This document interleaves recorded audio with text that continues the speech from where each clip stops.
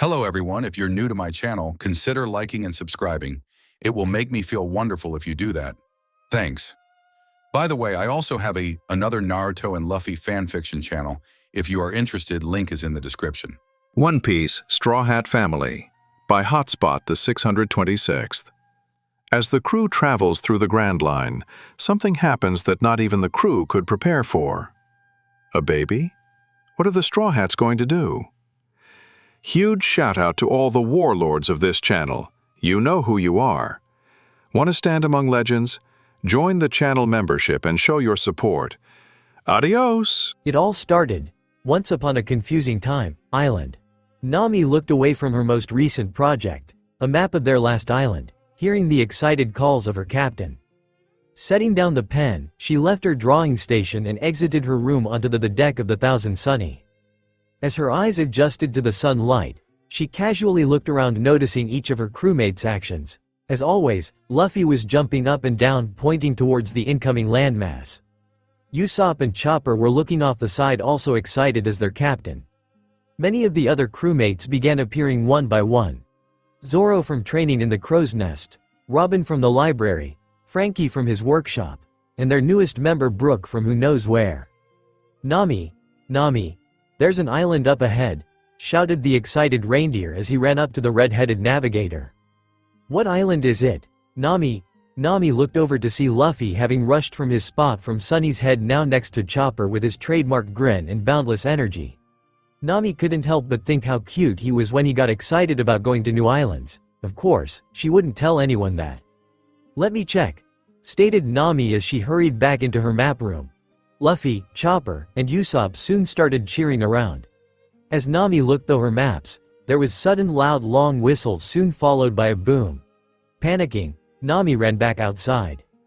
Are we under attack? Standing outside her room, she saw that the whole crew was looking towards the island where fireworks exploded high above. It seems that the island is in celebration, answered Robin as she was the first to notice the navigator's worry. Shug, said Luffy, Chopper, and Usopp in zeal. I wonder what for? Wondered Frankie as he raised his sunglasses, observing the island. Usopp decided to find out using his special headgear to peer at the island. After a few minutes of adjusting, he gasped at what he saw. What is it, Usopp? Asked Zoro monotonously, though curious at the curly black-haired man's reaction. I think it's for us, Nani, said the crew as they all moved forward to get a closer view of the island. As the Sunny sailed closer to the island, the crew soon saw what Usopp was talking about. All along the docks of the town on the island, crowds of people were cheering, waving banners with "Welcome" written big on them, and many others throwing confetti. What's with this island? Said Sanji, rather confused by the behavior of the islanders. However, his thoughts were soon replaced as he saw many beautiful women waving the crew over. Melorines. Peef, stupid cook, grunted Zoro, seeing the cook go into his love mode. There are so many people. I can hear then cheers from here. Of course I can't hear since I have no ears. Yo-ho-ho-ho, skull joke. Despite the skeleton man's joke, it was true that the crew could now hear the cheering from the islanders. Did we do something? Said Luffy, tilting his head in confusion. We haven't done anything yet, idiot, stated Nami dryly. Welcome, everyone. The crew stepped back a bit as they were greeted by a huge crowd of excited islanders. While most of the same crew were confused endlessly, Luffy and Chopper were becoming more and more excited as the energy of the crowd was infectious. What's going on? Asked Nami, rather frustrated. Walking through the crowd, a plump mustached gray-haired man came walking up to the group with a joyous look on his face. Welcome, pirates. Welcome to Celebration Island, stated the plump man with a joyous laugh as the crowd cheered even louder behind him. I'm the mayor of this small island, Cosmo. Thank you for stopping by our humbly island. Celebration Island? Questioned the crew confusedly. Of course, we don't often get visitors to this island. In fact, only 1 in 100 ships will ever often come across our little island. And that's within a year, stated Cosmo sadly. That's awful, even my village got visited by ships every month or so, related Usopp, recalling his small, almost out-of-the-way town. You're not afraid that we're pirates though? Spoke up Robin, somehow lightening up the mayor's mood.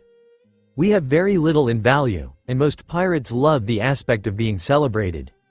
Point proven, muttered Sanji, pointing over to the excited Luffy and Chopper speaking with the townspeople. I don't know, the last time we had someone celebrate our arrival for no reason ended up being a town of bounty hunters, stated Zoro as he sternly glared at the mayor. Please, please, we are harmless as he newborn pup. We only wish to celebrate our guest, said the mayor nervously, trying to reassure the scary three swordsmen. Come on guys. It'll be fun. The crew looked over to see Luffy already partying with the townsfolk, with Chopper doing his silly dance with chopsticks in his nose and into his mouth. It couldn't hurt, suggested Frankie, itching to join in the fun.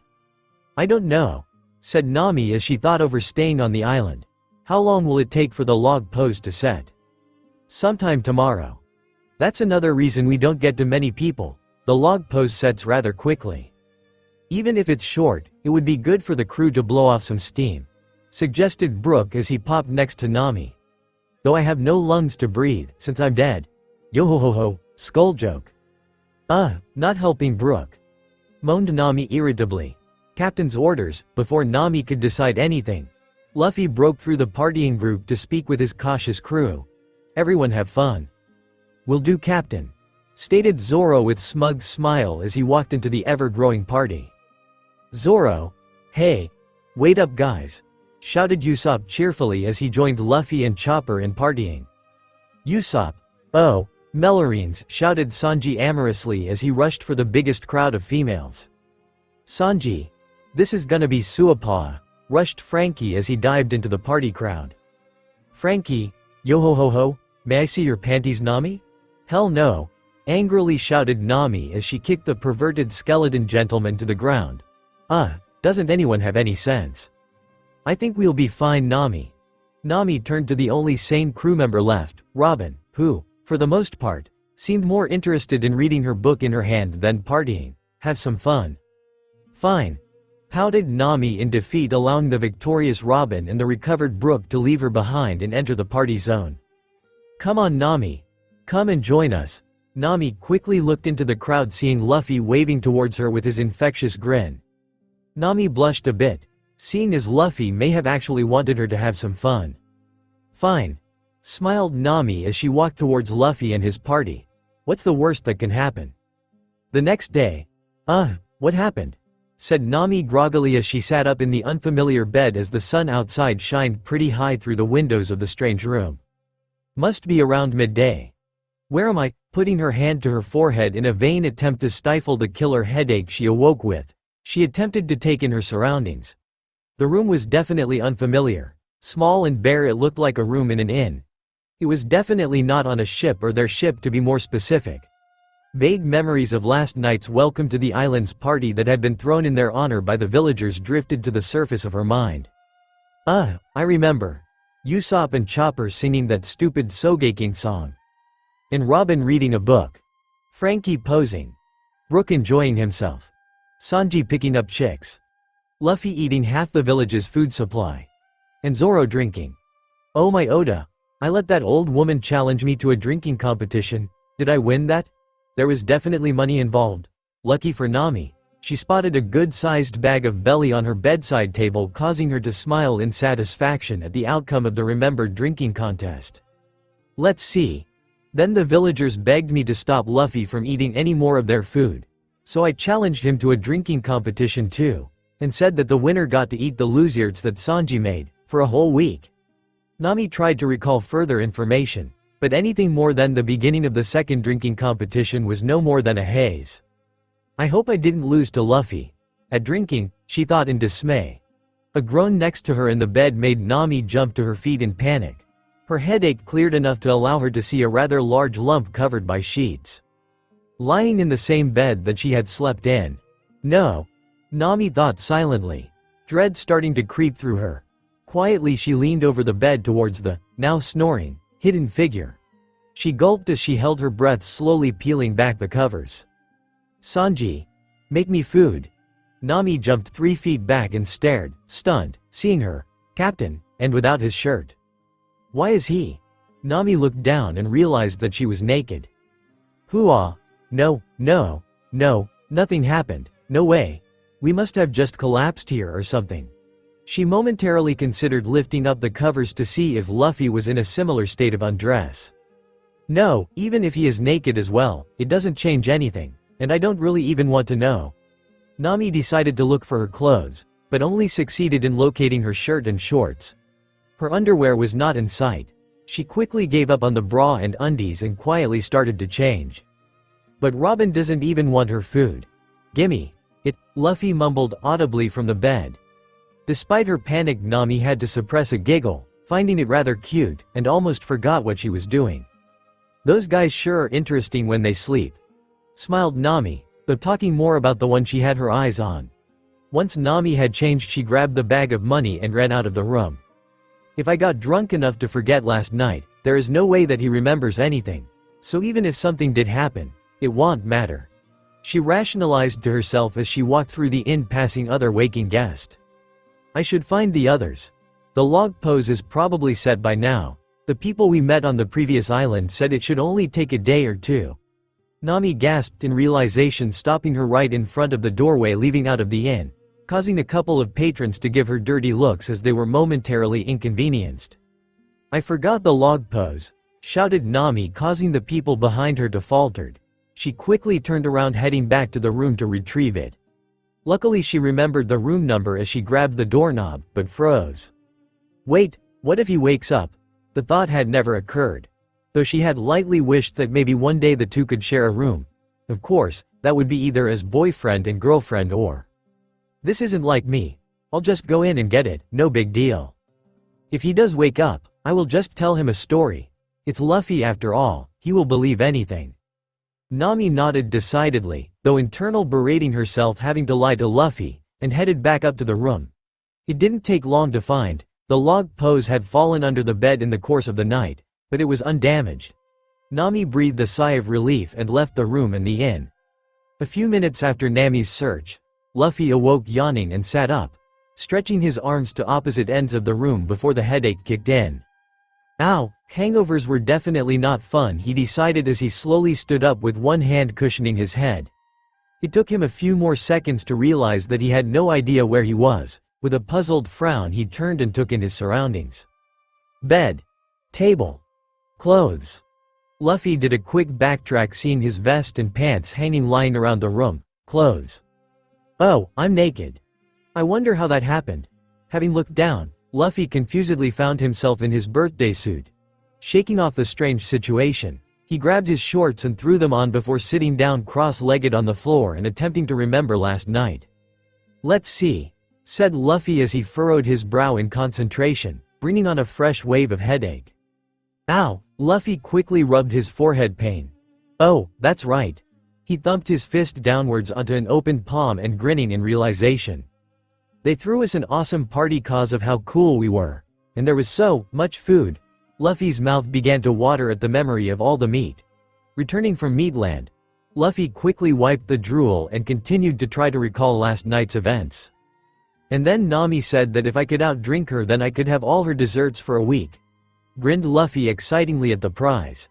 However, he turned his head sideways at this point, puzzled. Who won that? I hope I did. I don't want to give her all my desserts. Luffy tried to remember the outcome of the competition, but couldn't recall anything else. Ah well. He grinned. If she doesn't remember either, then we can just call it even. Then again, Luffy didn't exactly mind if Nami had his, nodded proudly and stood up. He grabbed his vest and threw it on before looking around for his hat. Huh? Where'd hat go? Asked Luffy out loud. He looked around the bed, and then lifted up the sheets to have a look. However, he was met with something else. Hey, what's that? Luffy reached under the sheets and pulled out the light purple and pink silky items that were entangled together. He pulled them apart and promptly dropped them, as though they had burnt his fingers. The silky, lacy, and feminine bra and undies fell softly to the floor. Luffy was definitely confused now. Why would someone put their underwear into another person's bed? That doesn't make any sense, said Luffy, puzzled over the feminine undergarment for a moment before giving up on the mystery. Now, where is my hat? He finally found it under the bed and put it on his head. Looking out the window, Luffy guessed that it was early lunchtime. If he didn't hurry, he would definitely miss lunch. The headache was getting too much though. Luffy rummaged in his pockets for a moment before finding what he was looking for. The small container of hangover pills that Chopper had given him when he saw Luffy get ready to have a drinking competition with Nami the night before. He took one and then ran out of the inn at whirlwind speed heading straight for the Thousand Sunny. At the time, Nami had arrived at the Thousand Sunny at the same time that Usopp and Chopper did. She hesitated, though quickly composed herself, before greeting them, not suspecting anything out of the ordinary. "Yo, Nami," waved Usopp seeing Nami come from the other street. "Where did you go last night?" "Oh, some people challenged me to drinking competitions, and I ended up staying the night at one of the nearby inns," stated Nami, having thought up a quick lie, though trying also to lie as little as possible. "Did you win?" asked Chopper curiously. "Of course," replied Nami, bringing out the bag of money she won with a proud smile. Chopper clapped excitedly and Usopp shook his head respectively, pitying the poor idiots who challenged Nami in anything that involved money. "I do have a major hangover though, Chopper," conceded Nami as she brought her hand up to her head and rubbing her temple. "I have some pills for that, I'll go get them for you," nodded Chopper as he headed off to the infirmary as the three walked onto the Sunny. Usopp and Nami both went to the dining room to see about lunch, with Sanji was already busy cooking in the kitchen. "Hello Nami Swan," greeted Sanji in his usual cheery love-struck manner, and "shitty idiot." "Hey," retorted Usopp unamused. "Lunch will be ready in about half an hour. But I can make something for you now if you are hungry?" "No thanks, Sanji. I can wait for lunch. It smells good though," smiled Nami. Sanji took the praise as well as could be expected, and added more vigor to his cooking. "Well, I'm gonna go work on some inventions till lunch," stated Usopp before heading off to his room. "I think I'll relax until the rest get back," nodded Nami, leaving the kitchen. Robin was already in her customary place reading as Nai sat on in her chair, greeting each other. Nami then reclined with a hand shading her eyes. The headache still seemed to be pounding away at her head, enough to prevent her from thinking about last night and this morning at all. Robin smiled in sympathy seeing the younger women trying to recover before returning to her book. At this time, Luffy was running towards the Thousand Sunny when he heard a commotion coming from one of the side alleys. He stopped to see what was going on. "We're sorry Mr. Roronoa Zoro sir." A couple of burly gangster-looking men were pleading on their knees with the green-haired swordsman standing proudly above them. "We didn't mean to try and rob you. Please, don't kill us," the larger of the two added.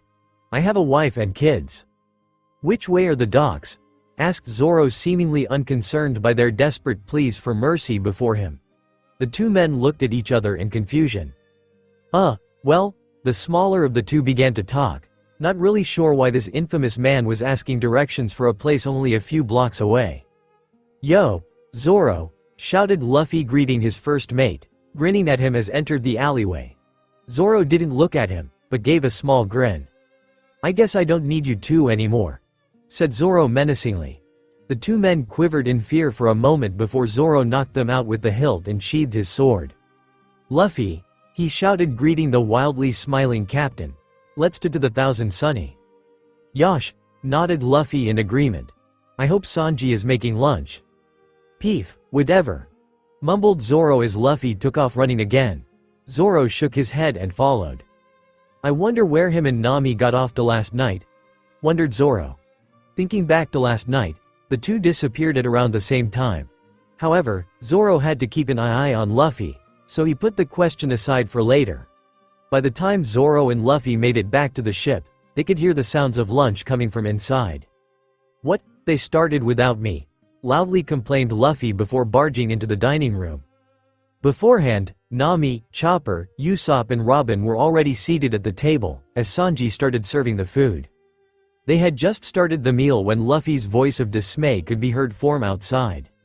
Robin covered a smile with her hand, and Nami saw Usopp maneuver his plate as far away from the two remaining empty seats as possible, and lean over it protectively.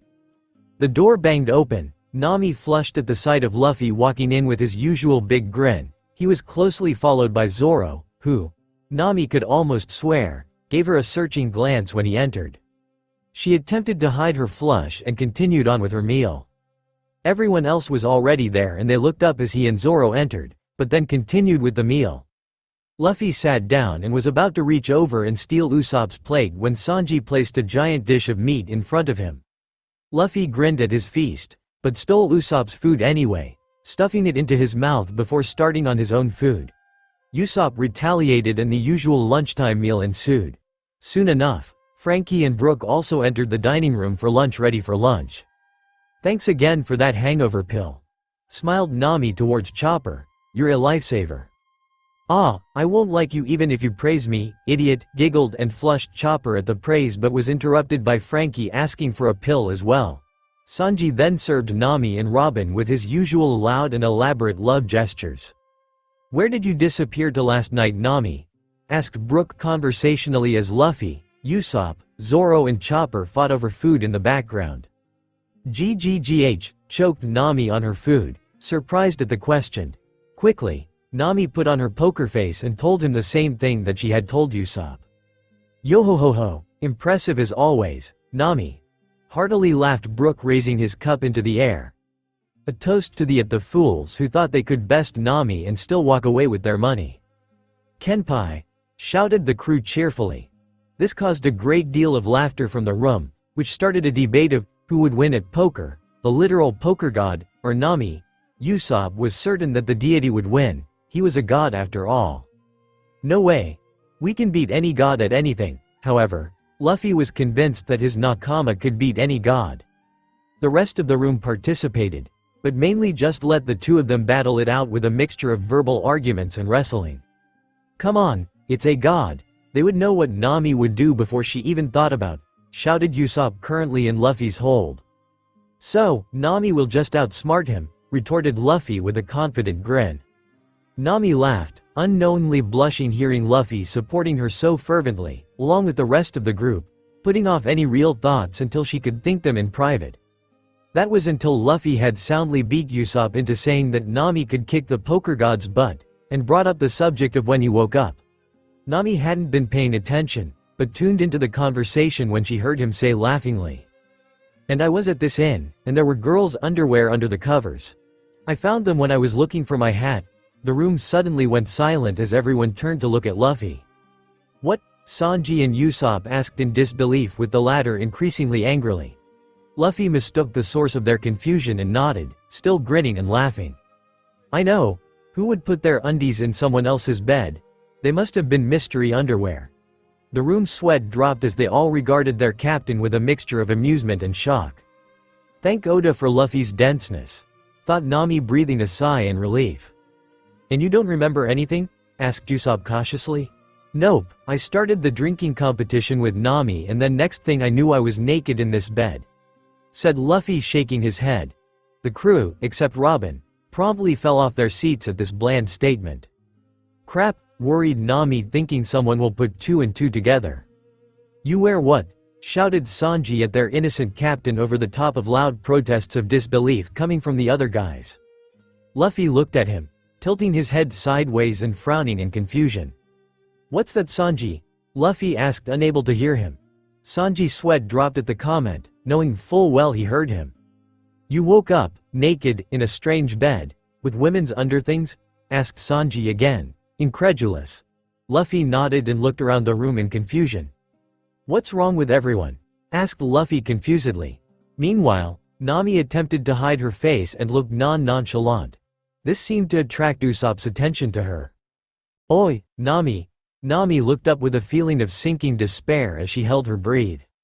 Did you see what happened to Luffy after your drinking competition?" asked Usopp interestingly. Nami finally breathed and turned to Usopp, about to answer. "Yeah, Nami. Who won that?" Nami grasped at the chance to change the subject and replied promptly. "Me, of course," stated Nami smugly. Luffy depressingly sunk into his seat and mumbled some inaudible words. Nami couldn't let her crush look so depressed, so she added a little something. "But since I'm such a pro, and you never had a chance, I will let you off the hook." Luffy instantly perked up and grinned at her, brightening her own expression.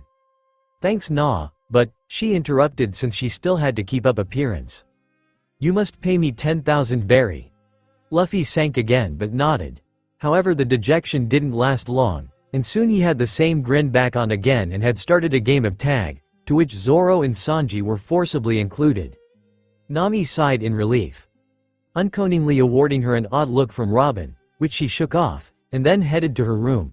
Nami closed the door to her study behind her and leant against it, breathing a deep sigh of relief and confusion. What on earth happened last night? She wondered. She took a seat at her desk and put her head in her hands as she tried to recall the events. Flashback: the villagers came right concerned. Nami looked up questioningly from where she sat holding her new bag of belly. In the background she could clearly hear the rest of the Straw Hat crew making a lot of noise over the top of the villagers. "Crazy knuckleheads," said Nami bemusedly to herself as the villagers came up to her. Excuse me young lady," asked eldest lady who stepped forward fourth small group that approached her. "But, you're part of that Straw Hat pirate crew, are you not?" Nami nodded but said nothing. "Well, that is your captain, right?" she asked, indicating to where Luffy stood at the buffet table that was surrounded by a large group of chefs and waiters, who were rushing food out as fast as possible. Nami nodded again, and smiled at her captain antics. "Same old Luffy. Well, you see, he is eating everything," cried out the lady in dismay. Nami started laughing. "Yeah, he does that. Don't worry, I will see what I can do," smiled Nami comfortingly at the women before her. The small group breathed a sigh of relief and thanked her before heading off to enjoy the rest of the festivities. Nami sighed and headed towards Luffy. How could someone so cute, innocent, and goofy could cause so much trouble? Mused Nami as she thought about the puzzle that is Luffy.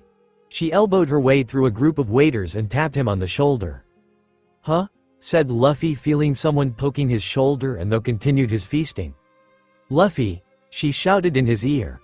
Luffy turned to look at her sideways, but didn't pause his eating. Nami thought quickly, "Wanna have a competition?" "What kinda competition?" asked Luffy, still not pausing his consumption of food. "A drinking competition," shouted Nami over the noise of the room. Luffy cocked an eyebrow at her, still not ceasing from his continuous eating. And Nami continued, knowing that the competition alone didn't seem to be enough. Seeing Nami wasn't finished, Luffy stopped eating, waiting for the rest. The winner gets all of the loser's share of desserts for a week. This had Luffy's attention just like she knew it would. "Yosh," grinned Luffy, agreeing to Nami's challenge. Nami smiled and gestured towards the bar at the other end of the room. "Shall we?" asked Nami. Luffy nodded and grabbed a large amount of food to eat as he walked over. Behind them, Nami heard the chefs and waiters give an audible sigh of relief as Luffy left the buffet table. Nami giggled. She had been with the Straw Hat Pirates for a while now and was thoroughly used to their eating habits. She glanced at Luffy sideways as they walked to the bar. He was in his usual red vest and navy shorts, but not for the first time. Nami found herself appreciating the effect. With the competition in mind, she shook her head and banished the unwanted thoughts of Luffy from her mind. For later. "Ready?" asked Nami as she picked up a large mug. "Ready," agreed Luffy with a big grin as he picked his. With a loud clanging, both knocking the mugs together, the two began to drink, unbeknownst what the future would bring them from this one competition. To be continued. Last time on One Piece. Straw Hat family, the crew landed on a seldom visited island known as Celebration Island. In one instant, Nami found herself in an unfamiliar room with Luffy, both naked. Luckily, Nami was able to leave and recover most of her things before Luffy could wake up, and returned the crew. Luffy, however, awoke in confusion. Now Nami tries to remember the night before, hoping for the best.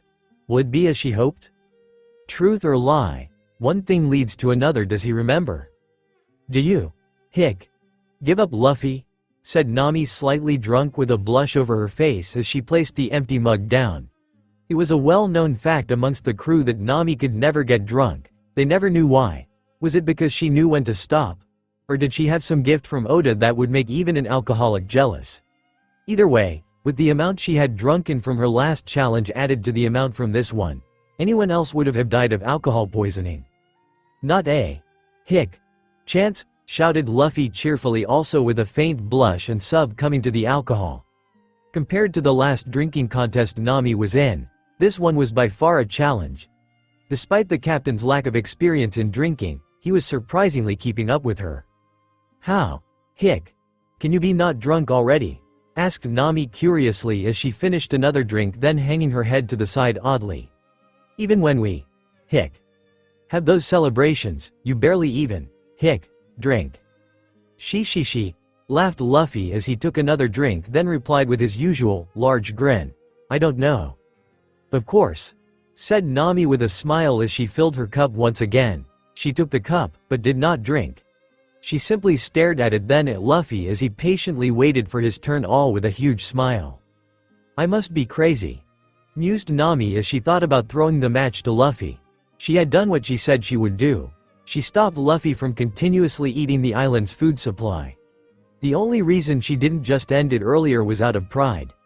Now, the alcohol was getting to her and Luffy was starting to look more than usual to her, appealing.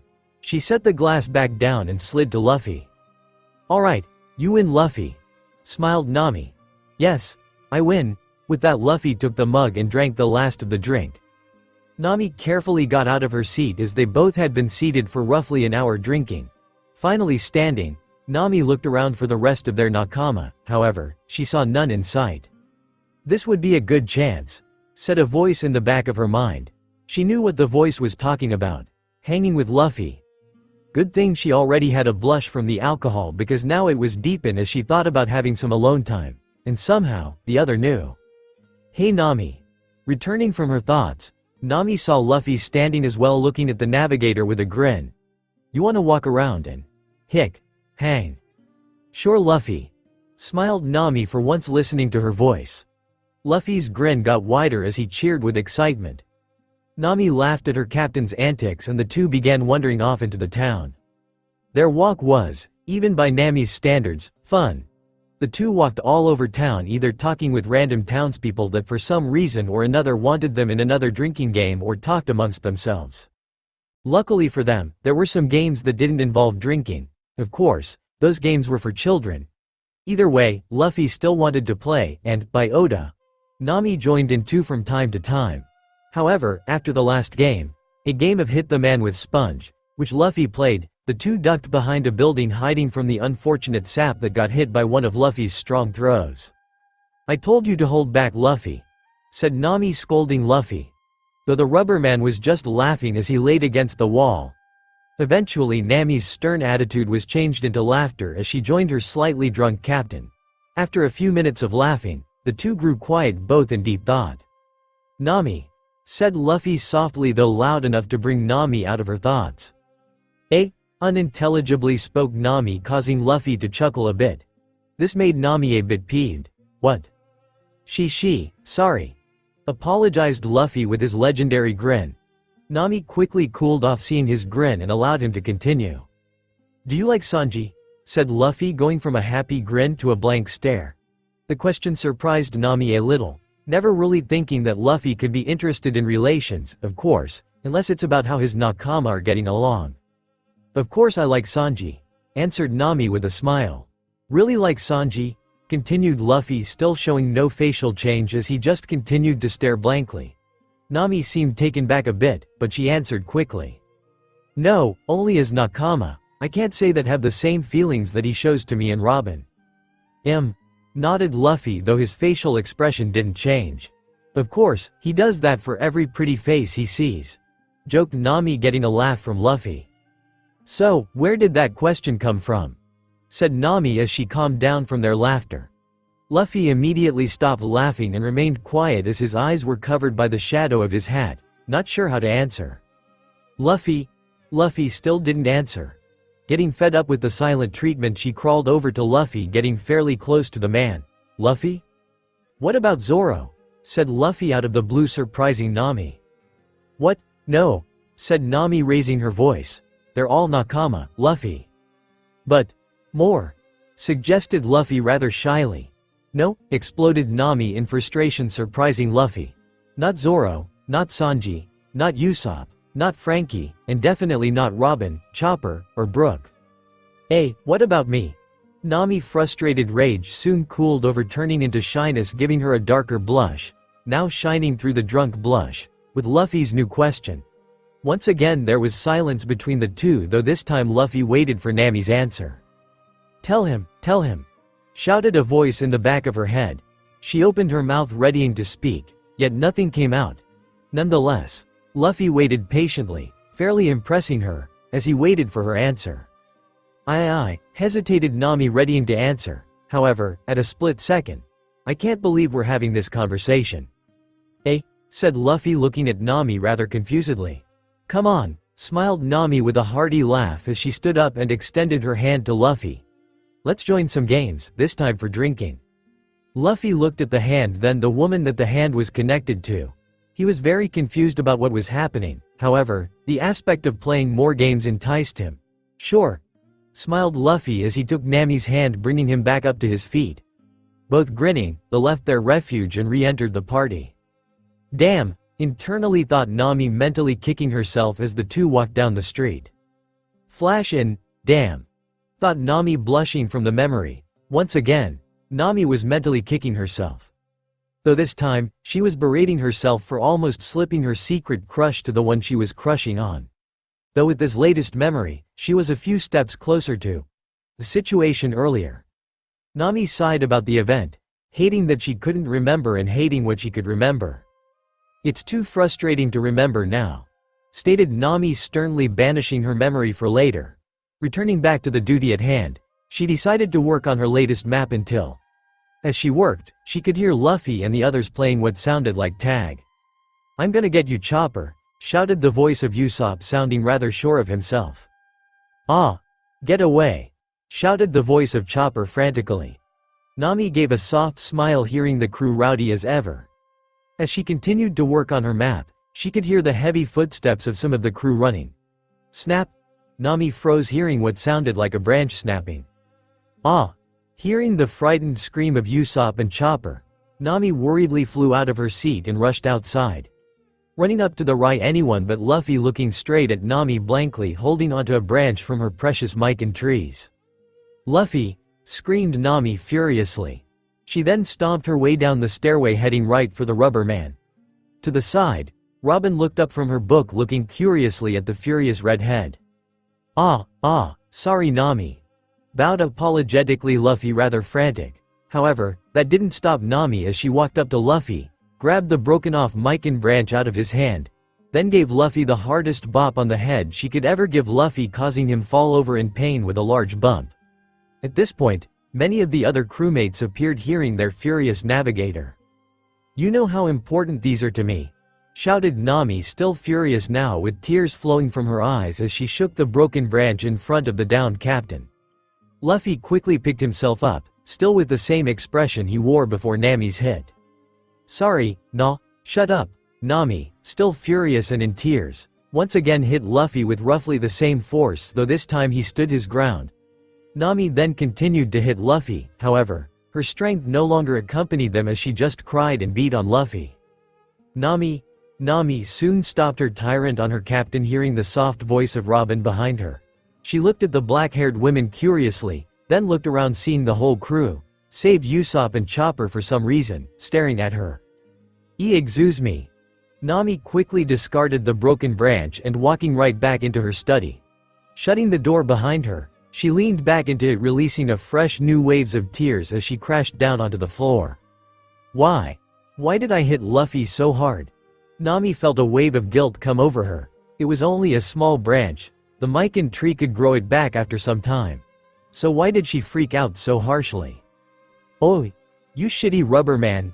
Nami could hear Sanji angrily speak to the captain, obviously concerned for her, even though it was mostly all in his head. What did you do to my sweet Nami Swan?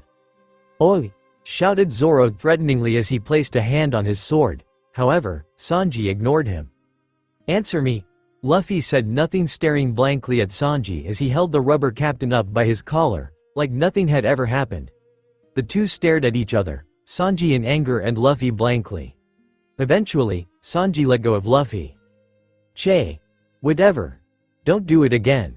Spat Sanji as she pulled out a cigarette and lit it as he left for the kitchen.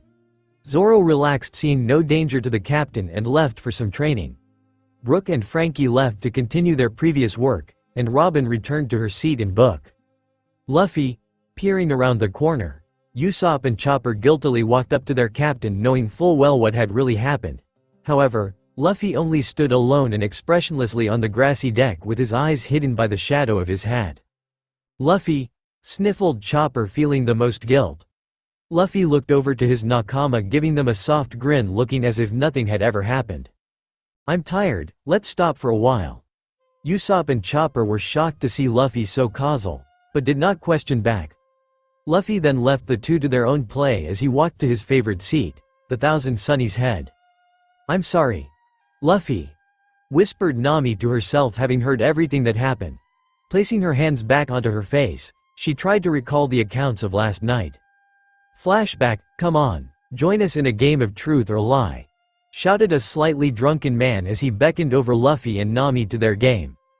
Nami was well familiar with the game, after all, she was a former pirate thief and one of the best liars in the crew. Though Luffy may have some trouble. Sure. Let's join Nami, said Luffy rather excitingly and innocently. Both had quickly partaken in many other drinking games, though the two still were able to keep their minds slightly sober. Luckily, this game wasn't intentionally a drinking game, more like a kissing game.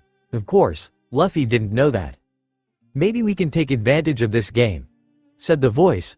Nami shook the thought from her head, but looking at Luffy, eyes big, pleading for them to join the game, she couldn't refuse. Sure, smiled Nami.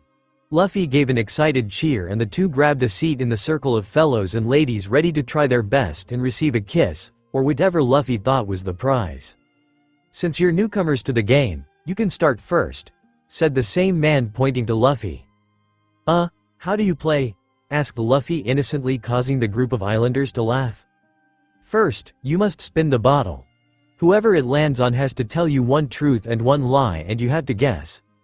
Guess correctly and you will receive a kiss from the ladies or a beer from the men. Vice versa for the ladies, stated the one that asked them to join. Do we really have to kiss them? Asked Nami curiously and a bit worried.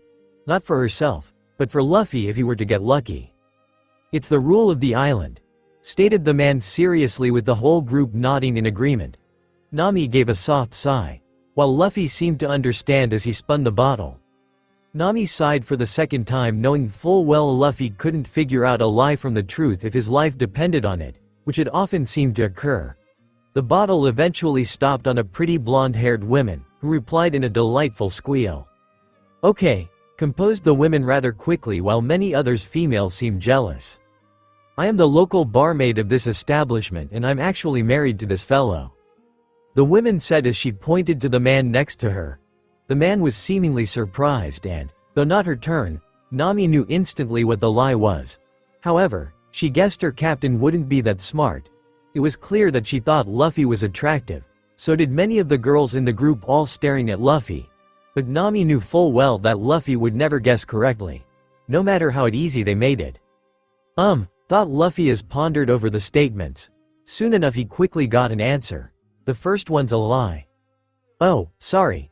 No, said the women sorrowfully. Luffy gave a pout while Nami just smiled as she internally cheered for Luffy's denseness. The same women took her turn spinning the bottle and landed on the next person, Nami. Your turn, smiled the women. Nami only smirked. Okay, I've once helped a good friend save her country from a warlord, and I have an older brother, said Nami, confident in her lying skills. You do? Asked Luffy surprisingly. Nami elbowed Luffy, not wanting to ruin her chances. The women thought over what she heard, deciding which was the lie and which was the truth. I think the first statement is a lie. Sorry, nope, smirked Nami. The group seemed shocked seeing that her statement was true while Luffy clapped for Nami's victory. Now Nami's turn, she spun the bottle. Land on Luffy. Land on Luffy. Please, land on Luffy. Once again, that little voice in Nami's head spoke to her, and the thought did not seem bad. Better to kiss someone you knew than a complete stranger. Of course, Luffy would only get it right if I used something that only he would recall, replied Nami to the voice. Make it easy, boomed the voice. Nami pushed the voice aside as the bottle finally landed. This went on for many minutes. Many of the group got lucky. Men got to kiss beautiful ladies and ladies vice versa. Of course Nami was playing smartly, telling the right lies and answering the right people, which meant Nami was getting more drunk. Luffy seemed to get lucky every now and then though, when he was able to spin, only hitting the guys and getting slightly less drunk than Nami. Though drunk, Nami was glad none of those whores, as she drunkenly thought they were getting to kiss Luffy. "The second one's a lie," stated a man with short brown hair answering Nami's truth or lie story. Nami gasped a bit. For her story this time, she said that she was the navigator for her captain and that a green-haired swordsman was her somehow guessed right, even though he seemed quite drunk. Right, stuttered Nami, shocked. This was the first time someone guessed right, and it frightened her a bit. "Yes," cheered the man. Many of the men groaned in defeat since many of them were gunning after her. The man stood up and walked over to Nami, and puckered up. "Lay it on me." Nami knew she had to, but she just couldn't bring herself to do it. For all she knew, it would end badly for her. As the man came closer, Nami knew she just had to take it. She closed her eyes and begrudgingly went to kiss the man. Off. Only inches away, Nami peeked to hearing the man being pushed away from Nami. Looking around, she saw Luffy in front of her. "Luffy," gasped Nami. Luffy, once again, had his eyes shadowed by his hat, looking rather angry. "Hey, what gives?" shouted the man, rather confused and angered. The group looked worriedly at the three. A fight would ensue if nothing was done. The man walked up to Luffy, though taller, and stared down at the straw hat wearing pirate. "Out of the way. The rules of the island state that I get a kiss." "Luffy," said Nami worriedly as she tugged on his shirt, no budging.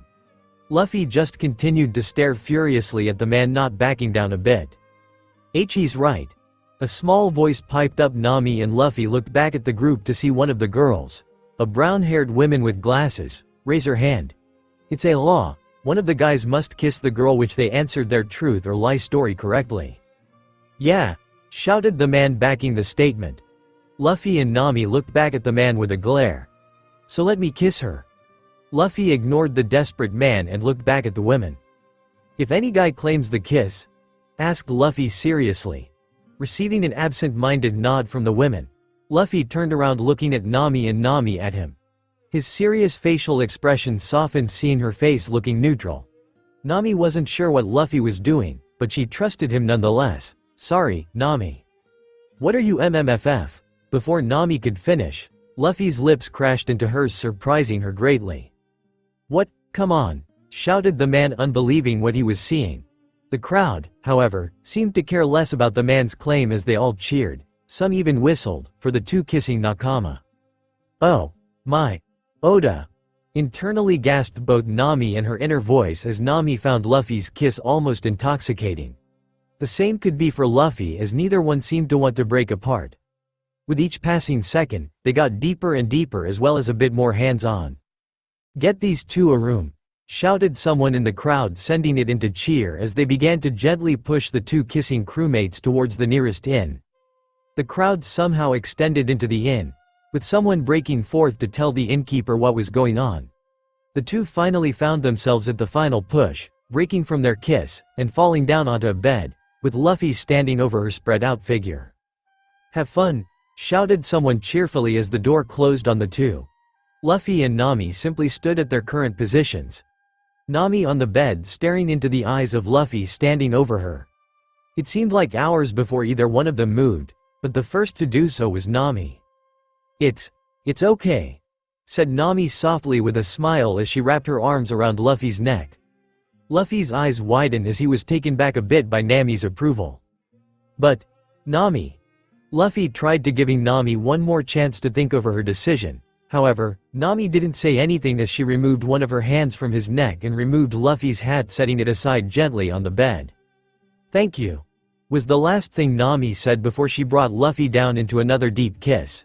As their lips once again touched and they resumed their actions soon became rougher as the two moved further onto the bed.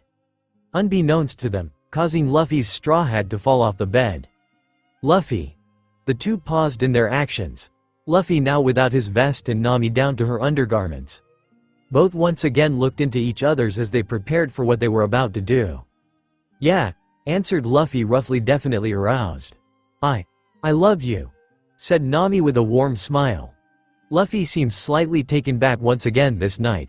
but his confused look turned into an equally warm smile. "I love you, too, Nami." With all the barriers down and everything said, Nami and Luffy restarted their actions as first base turned into a home run. "Flash in, oh. My, Oda," said Nami quietly, though with a blush so red, it almost looked she was sunburned. Finally remembering what occurred last night, she was furious with herself, though at the same time happy. Even if the circumstances were under a certain amount of pressure, or pleasure, she knew that Luffy had told her the truth that night, just like she did to him.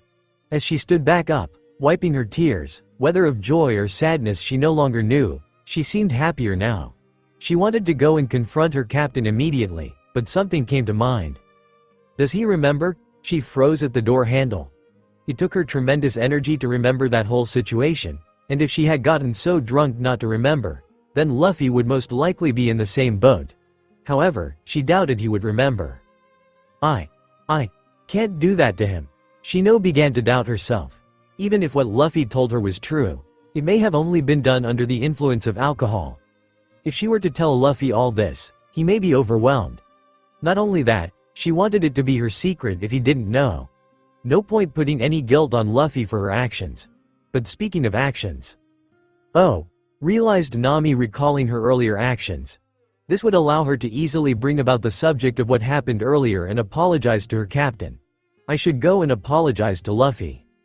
"Nami, are you okay?" knocked Robin from the other side of the wooden door. Nami then continued to open the door, seeing the black-haired archaeologist looking at her concernedly. "Yes, I'm fine, Robin," nodded the navigator. Robin looked over the younger women, making sure she was okay. "All right," said Robin with a soft smile, seeing as Nami was fine. "You should apologize to Luffy." "I know," smiled Nami. The two left the study and back down to the deck, where Robin left Nami for her chair and book.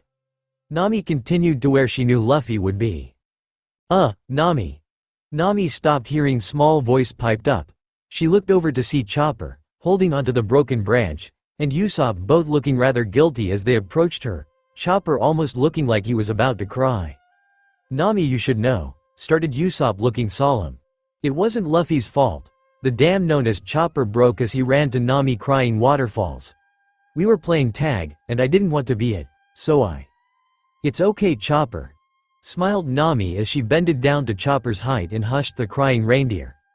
Chopper began to settle down as she stared at Nami with watery eyes. "I forgive you."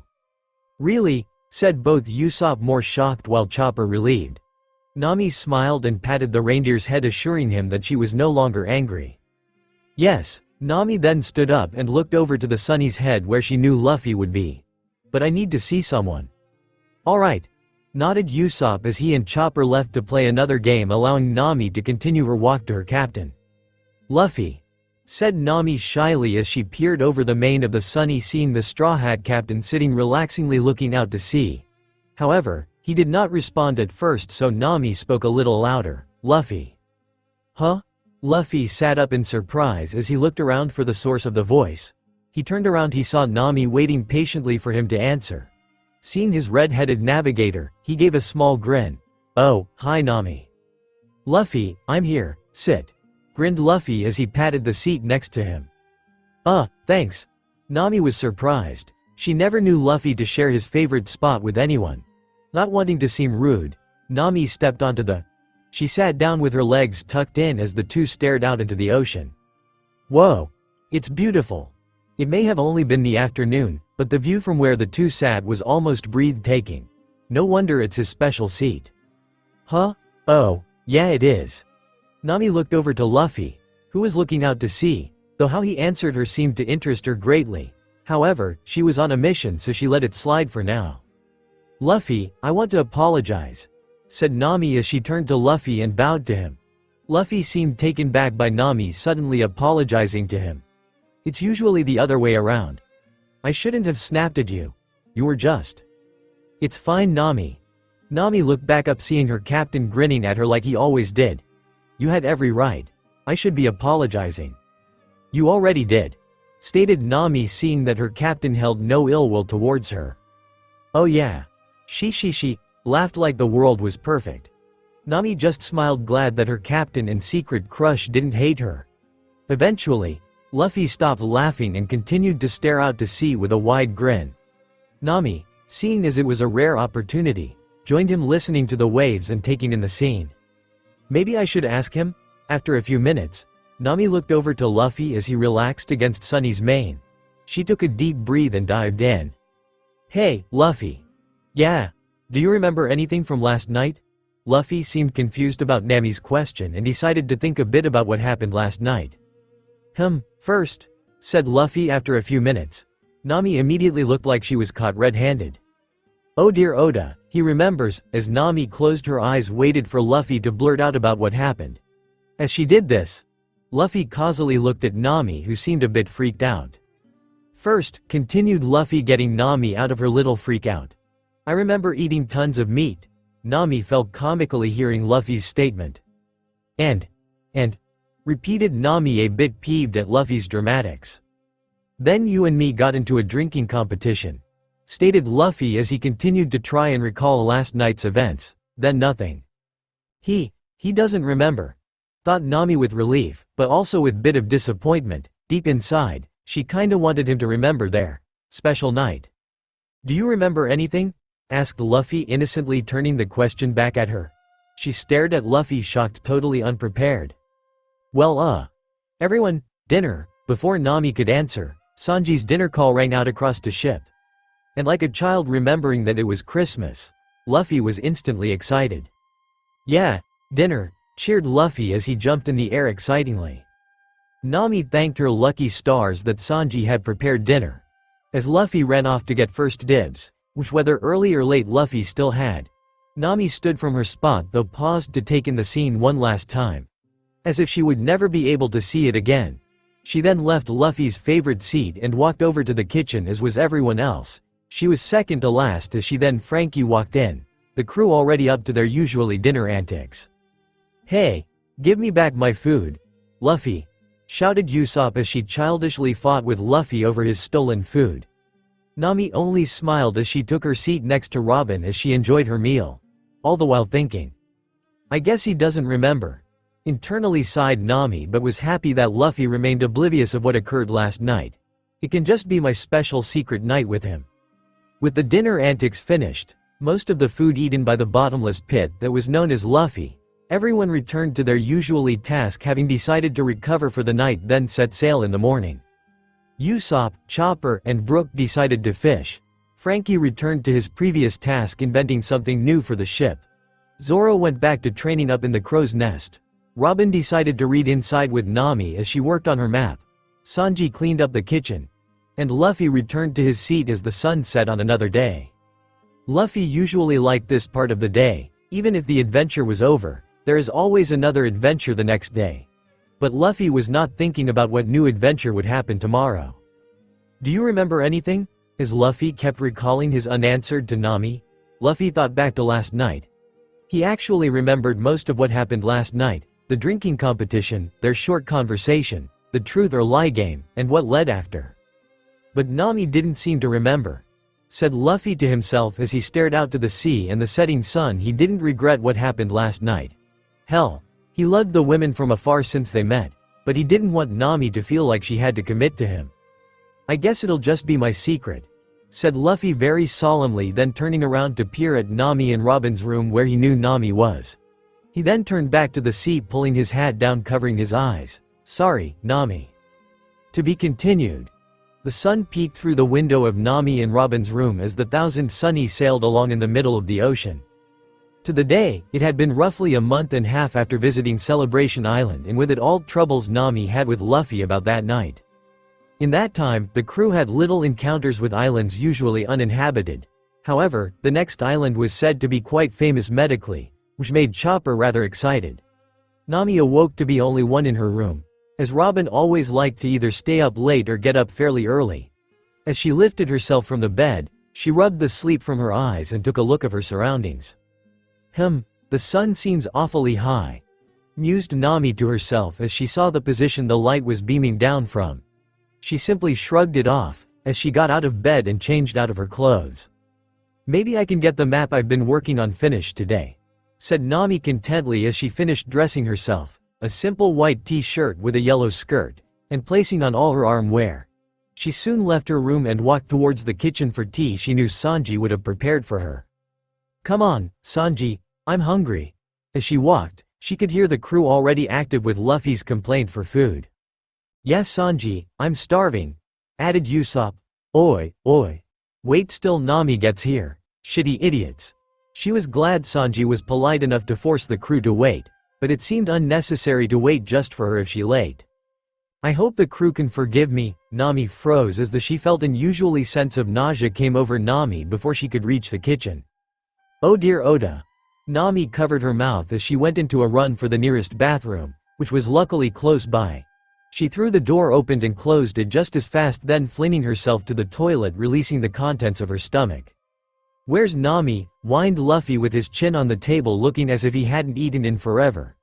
By this point, much of the crew was just as curious as their captain with the absence of their navigator. Even Sanji was beginning to worry. "Nay, Robin." Robin set the book down and looked across the table, hearing Usopp speak to her. "Was Nami okay this morning?" "She seemed fine when I left," stated Robin calmly, though she too was worried. Crossing her arms, she activated her Hana powers, making an eye in their room. She uncrossed her arms and looked at the crew. "She's not in her room." "What?" said the crew, alarmed. "I'll go look for her," volunteered Sanji as he stopped his cooking and rushed to the door. As he swung it open, he was surprised to see Nami already in front of him, while a bit pale, looking fine. "Nami." "Morning Sanji." Sanji stepped aside, allowing the redhead navigator to enter. Then dining room, everyone staring at Nami concernedly. "What? Where have you been, Nami sis?" questioned Frankie, lowering his sunglasses, looking at the young women. Nami was a bit nervous. She didn't want to tell everyone she had just emptied her stomach. It was probably a minor stomach flu, reasoned Nami to herself, not wanting to worry the crew. "I just went to the bathroom, that's all." "Hurry up Nami, I'm starving." Nami looked over to the captain as he looked pleadingly. "You can let them eat Sanji. I know I'm a bit late." Nami softly smiled as she sent Luffy and others in to cheer. "Hi, Nami Swan," shouted Sanji in his comical love mode. Nami went to take her place next to Robin while Sanji began hurriedly placing the food down, dodging Luffy's grubby stretched hand. As Sanji set down Nami's plate, Nami went to eat. However, Nami couldn't find herself hunger or even able to look at the food. "Come on. Take a bite." As Nami tired to mentally berate herself to eating, Sanji, now taking his place at the table, noticed that Nami wasn't digging into her food, but rather just stare at the plate. Sanji was about to ask if Nami did not like what he made, when Luffy tired to sneakily steal Nami's food. "Luffy, don't steal Nami's food," roared Sanji angrily as he sent his foot into Luffy's face. The crew saw the action though paid no mind. However, Robin looked over to Nami, seeing her moving her food around, not taking a single bite. "Hey, Nami." The young navigator stopped moving her food around and looked up to Robin, trying her best not to bring about suspicion. "Is there something wrong with your food?" "Yeah, you've just been playing with it this whole time," concurred Usopp, having taken notice of Nami's lack of eating sometime before Luffy was about to steal. Nami seemed to be put on the spot as everyone looked at Nami. Sanji and Luffy stopped fighting, looking over at Nami, making the redhead nervous. "Nami," cried Sanji as he kicked away Luffy and rushed up to Nami's side. "Do you not find what I've cooked satisfying? Maybe I can make you something else? Whatever your heart's desire?" Nami tired to think of something quick as the crew waited for an answer. She didn't want Sanji to go through the trouble of making more food. "I'm just not hungry today, that's all." "Then can I have it?" asked Luffy as he popped up on the other side of Nami as he looked interestedly at Nami's uneaten food. "Oi, you shitty rubberma. No, it's okay." Sanji stopped his shouting, looking back over at Nami in surprise. The rest of the crew stared at Nami surprised, minus Luffy ecstatic about getting food and Robin, who was more amused than surprised, while Nami handed her plate over to Luffy. "Thanks Nami," grinned Luffy before immediately swallowing down the food in 1 second. Nami then turned to Sanji, having one goal in mind she had since she vomited. "Could I get some orange juice though?" asked Nami sweetly to Sanji. Of course, Sanji instantly complied and twirled off in his love-struck fashion to make said orange juice. Immediately, the crew got back to their usual antics, paying no mind to Nami's odd behavior. I should be fine tomorrow, thought Nami happily throughout her day as she and the crew stuck to their usual activities. She was hoping that it was simply a case of stomach flu and be on with her life without either worrying the crew or, more importantly, Luffy. She was dead wrong. For the next day. Huff. Huff. Huff. What? Huff. The hell? Blue. Nami was once again back on the toilet, once again vomiting all of what she ate yesterday, which was very little. She felt horribly, as would anyone in her situation. However, she still didn't want to bring the matter up. Luckily, Robin had once again woke earlier before her and she had slept in, though even later than before. What's, Huff, the matter? Huff, with me, cried Nami, trying her hardest to not break down in the bathroom. Nami, she picked her head surprised as she heard her name being called by Luffy. Nami Swan, it seems Sanji was with him, sounding rather worried. Nami picked herself up from her position, trying her best to try and recompose herself as not to worry her crew. Her stomach had still seemed to have not settled, but she had to hold out until she could be alone. Feeling ready, Nami walked out of the bathroom just as Luffy was rounding the corner. Where are you now? Luffy paused, seeing his navigator step right in front of him. Nami. You found her? Questioned Zoro as he yelled from the crow's nest. Yeah, cheered Luffy as he pointed to Nami. Then the bathroom, she just had to go poop. Baka. Nami bopped Luffy on the head, dropping him to the ground in pain with a large goose egg bump on his head. Seeing enough, Zoro disappeared into the crow's nest, probably heading down. Meanwhile, Nami continued to scold Luffy. You should mind people's privacy. Sorry Nami, whined Luffy as he rubbed his bump. As he stood up, he watched Nami walk past him rather mad. However, he couldn't help but notice. Nami turned to the rubber man with an unamused look, trying not to look sick. Luffy walked up to Nami, getting rather close, causing Nami to become nervous. Luffy stared at Nami for a bit as she was unable to move from his sight. Meanwhile, Zoro stepped out of the crow's nest and caught notice of Luffy and Nami standing so close. Is he? Zoro's thoughts were interrupted as he caught sight of Sanji rounding the corner. Ah crap. Nami Swan, did I hear my... Sanji stopped in mid-sentence as he saw Nami and Luffy within, in his mind, kissing distance. Instantly upon seeing, Sanji got furious. Oi, shitty captain, what do you think here? You look pale. Sanji stopped his fury hearing Luffy's statement towards Nami, as did Zoro, coming to possible aid his captain. Nami's eyes widened hearing what said about her, as she too had noticed she was a bit pale. However, Sanji seemed to have misinterpreted what Luffy was saying as Sanji launched a kick to the rubber man. How dare you insult Nami? Yelled Sanji furiously. Zoro caught the flying captain before flying too far, then looked towards Sanji, staring daggers at the chef. Nami, despite what Sanji thought, was appalled with the chef's actions, kicking Luffy like that. You obvious can't tell the difference between, bam. Sanji, don't go kicking Luffy so easily, shouted Nami, quite irked with Sanji's behavior. Sanji laid on the ground, strangely in happy pleasure, while both Zoro and Luffy stared concernedly at Nami. As Zoro actually observed Nami, he did find her paler than she was yesterday. Strange that the captain picked it up first, thought Zoro, looking down at the young captain as he brought himself back up. But Nami Swan, whined Sanji, not understanding what Nami was doing.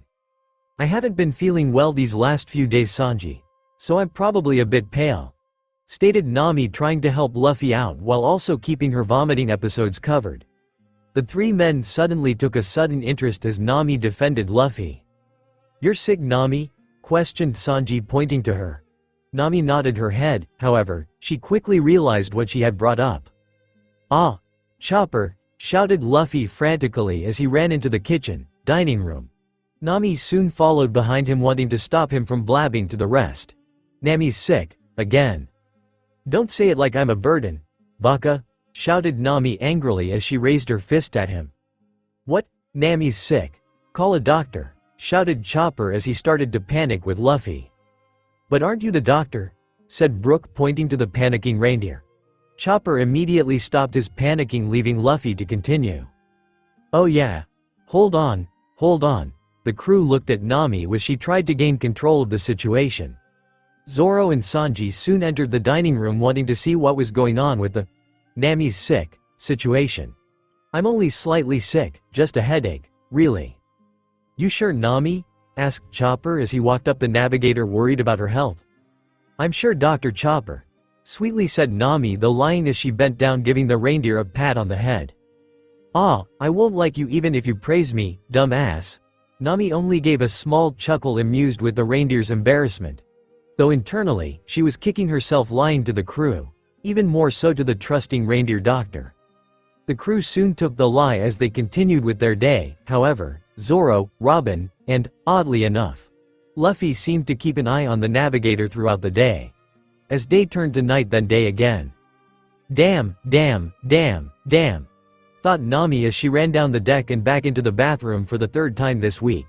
She still was getting lucky with Robin having once again already left their room, but she knew that it was only a matter of time before they really begin to be suspicious.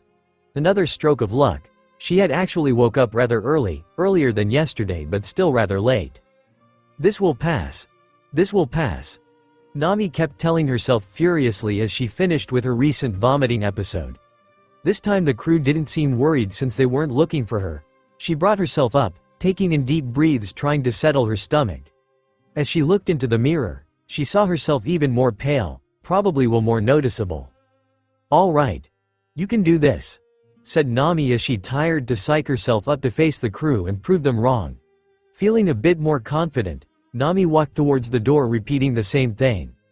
"You can do this. You can do this. You can. Nami." As Nami left the bathroom, she was instantly met with the whole crew waiting for the young navigator. Nami froze in fear and shock as they all looked on the girl concernedly. She wanted to explain to them, but Luffy stepped forward, his eyes hidden by his hat. Nami couldn't find the courage to speak, turning from Luffy's gaze. "Nami, you're sick." Luffy, please Nami." Nami looked towards the Straw Hat Captain as the shadow of his hat disappeared, revealing the worry in his eyes as he placed his hand on her shoulder. "Please Nami, let Chopper look at you." They both looked into each other's eyes, both unblinking. No matter what she wanted to do, no matter how much she didn't want to be a bother, Nami couldn't find it in herself to go against her captain. "All right," nodded Nami understandingly. The crew gave a sigh in relief, hoping to not having to restrain the women. Chopper walked up past Luffy taking Nami's hand. "Come with me, Nami." Nami nodded as she followed the reindeer doctor into his medical room. The crew then left to go back into the kitchen to eat. However, Luffy was the last to enter as he stood and stared at the medical room where Nami was currently in. "Hey, Luffy, you gonna eat?" called out Usopp inside the kitchen. Luffy stared at the room for a few more seconds, then turned towards the kitchen with a smile. "Of course. Okay, Nami," said Chopper as he sat in his chair with Nami sitting down on the patient bed feeling quite insecure as she rubbed her hands nervously. "Please just let it be flu." Of course, by this point even she knew that that was unlikely. "Please tell me how long you have been vomiting." Chopper turned his chair towards Nami holding a pad, paper, and pen ready to write down Nami's symptom. "It actually started the day before yesterday, it just came out of nowhere after I woke up." Nami looked up from the floor watching Chopper scribble down what Nami had said. "Is there anything else I should know about?" asked Chopper worriedly. Nami looked back down as she thought over the last few days. "Well, I have been sleeping later than usual." Chopper scribbled down a bit more, but looked back up to see if Nami was finished. "What? Is that it?" Nami thought a bit more about her last couple of days. So far, she came up with nothing. "I don't think I'm forgetting anything," said Nami, questioning her own memory. She tired expanding her timescale memory to a month trying to recall anything out of the ordinary. However, Nami soon quickly remembered something. "A month?" Chopper looked at Nami confusedly, not understanding what she had been saying. Nami looked around the room hurriedly, looking for a calendar. She found one next to her and quickly crawled over to get a closer look. Chopper looked interestedly while Nami seemed to be counting days. I'm late," said Nami blankly as she fell back onto the bed. "What?" Nami turned to Chopper, remembering that she wasn't alone. "I'm late." It took Chopper a while, but he quickly realized what the young woman was talking about. He quickly jotted it down, then set the paper and pad down, retrieving a needle. "I'm gonna need a blood sample." Nami nodded as she rolled up her shirt sleeve, allowing Chopper to apply the alcohol onto Nami's skin, then inserting the needle into her skin. Taking only a small amount, Chopper removed the needle and quickly placed a band-aid on the spot. "You can leave now, Nami. I'll check with you in an hour." "Thank you, Chopper." The reindeer smiled and nodding as he got to work on the blood sample. As Nami left the medical room, she walked to her seat on the deck to await Chopper's answer. As she sat down, she looked up into the sky, not knowing what may lie ahead. "Looks like I'll know soon enough." "Hey, Nami." Nami turned her head towards her grinning captain standing over the railing. She gave her captain a wave, which apparently gave Luffy the all-go to jump down from the railing and some feet off from Nami. Nami gave an amused applaud to the captain while Luffy turned to Nami looking rather curious. "What did Chopper say?" "He won't know for another hour, Luffy." Luffy then gave a pout, strangely disappointed. "Why does it take so long to tell you that you're sick?" complained Luffy, clearly oblivious of what may be really happening. Nami only gave the captain a shrug, making Luffy pout. "Why don't you go play hide and seek?" said the navigator, shooing away the rubber man. "Ah, great idea," grinned Luffy, appreciating the idea as he quickly ran off to gather those that would play. "Hey, Chopper." "Luffy. He's busy." An hour or so later. "Nay, Nami." Nami looked up from her book of navigation to see Chopper poking at her. "So, it's time."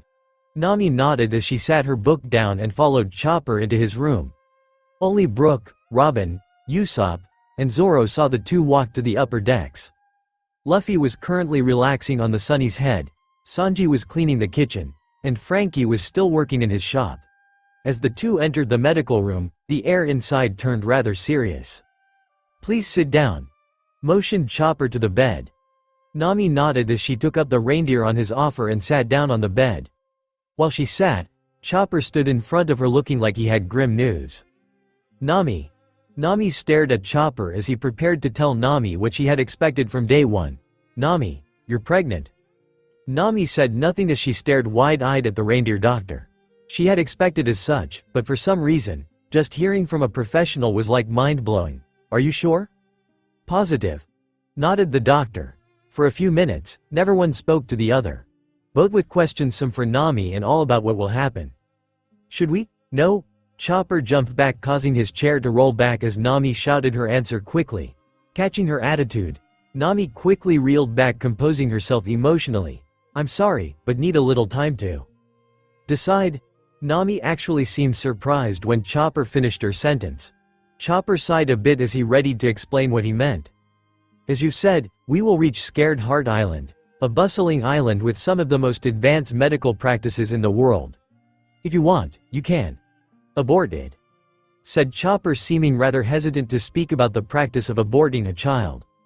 Nami didn't seem to like the idea either. However, the logical side of her kept on saying, "We can't support a kid, we're a pirate crew. They will always be in danger." It seemed rather appealing for a bit, but one thought kept coming up that was stronger than anything in her head. But it's his child. "Hey, Nami." Nami broke out of her train of thought hearing the doctor nervously speak to the redhead. She looked at the reindeer as he finally spoke out. "Do you know who the father is?" Nami stared at the animal doctor, not sure how to answer his question. Should I really tell him? While the question sounded like a question of trust between doctor and patient or nakama and nakama, it couldn't be any farther from the truth. What she feared most was holding Luffy and everyone else back from their dreams. If there was a kid on board, not only would all the crew's focus be directed mostly on him, her, but their adventures would be halted for safety of the child. She couldn't bear holding everyone back. Nami looked back up at Chopper, who seemed awfully worried about Nami's state of mind. She had to give him something. "I'm sorry, Chopper," apologized Nami as she made a split-second decision. "It's Luffy." "Luffy? Shush." Nami quickly covered the reindeer's mouth, not wanting him to tell the whole world, or at most the crew. "Please, Chopper, keep this between us." Nami could not understand what the doctor was trying to convey. She slowly uncovered the reindeer's mouth. But what about Luffy? You should at least tell him." Maybe I don't have to," stated Nami begrudgingly as the shadow of her hair covered her eyes. "Are you saying you want? I don't want to hold him back." Nami's defenses broke as tears fell from her eyes as the shadow disappeared, revealing her sadness. Chopper was shocked to see Nami cry. She always seemed so strong in Chopper's mind, even if she wasn't as strong as Luffy or Zoro physically. If we had a kid abroad, everyone will be worried protecting it and kill themselves. Peever. We wouldn't go on adventures. I don't want to endanger the child or the crew. But we're strong. We can protect Akai, and we could never reach the new world. We'd worrying over the child's safety. I'd be halting Luffy's dream. He'd never forgive me. Now Chopper understood. She was most worried about Luffy and his dream. He wasn't stupid. He knew that there was something going on between them. Even when he first met them at Drum Island, where he climbed the Drum Rockies for a doctor to heal Nami. He looked at the navigator as she bawled her eyes out, probably thinking about the horrors that would befall the crew if they carried a child. Okay, Nami. The crying redhead looked back up to see Chopper submitting to Nami's choice. But please think over your decision carefully. Though I think you should still tell and ask for Luffy's opinion, I'll respect your decision and keep quiet. Then, continued Chopper speaking rather sternly, you have till tomorrow to decide, and whatever choice you make I'll support and accompany you. Thank you, Chopper. Smiled Nami as she wiped the tears off her face, then giving the reindeer a warm hug. Chopper did his embarrassed dance while Nami hugged him until Nami pulled him off. I know you may have issues with my decision, but…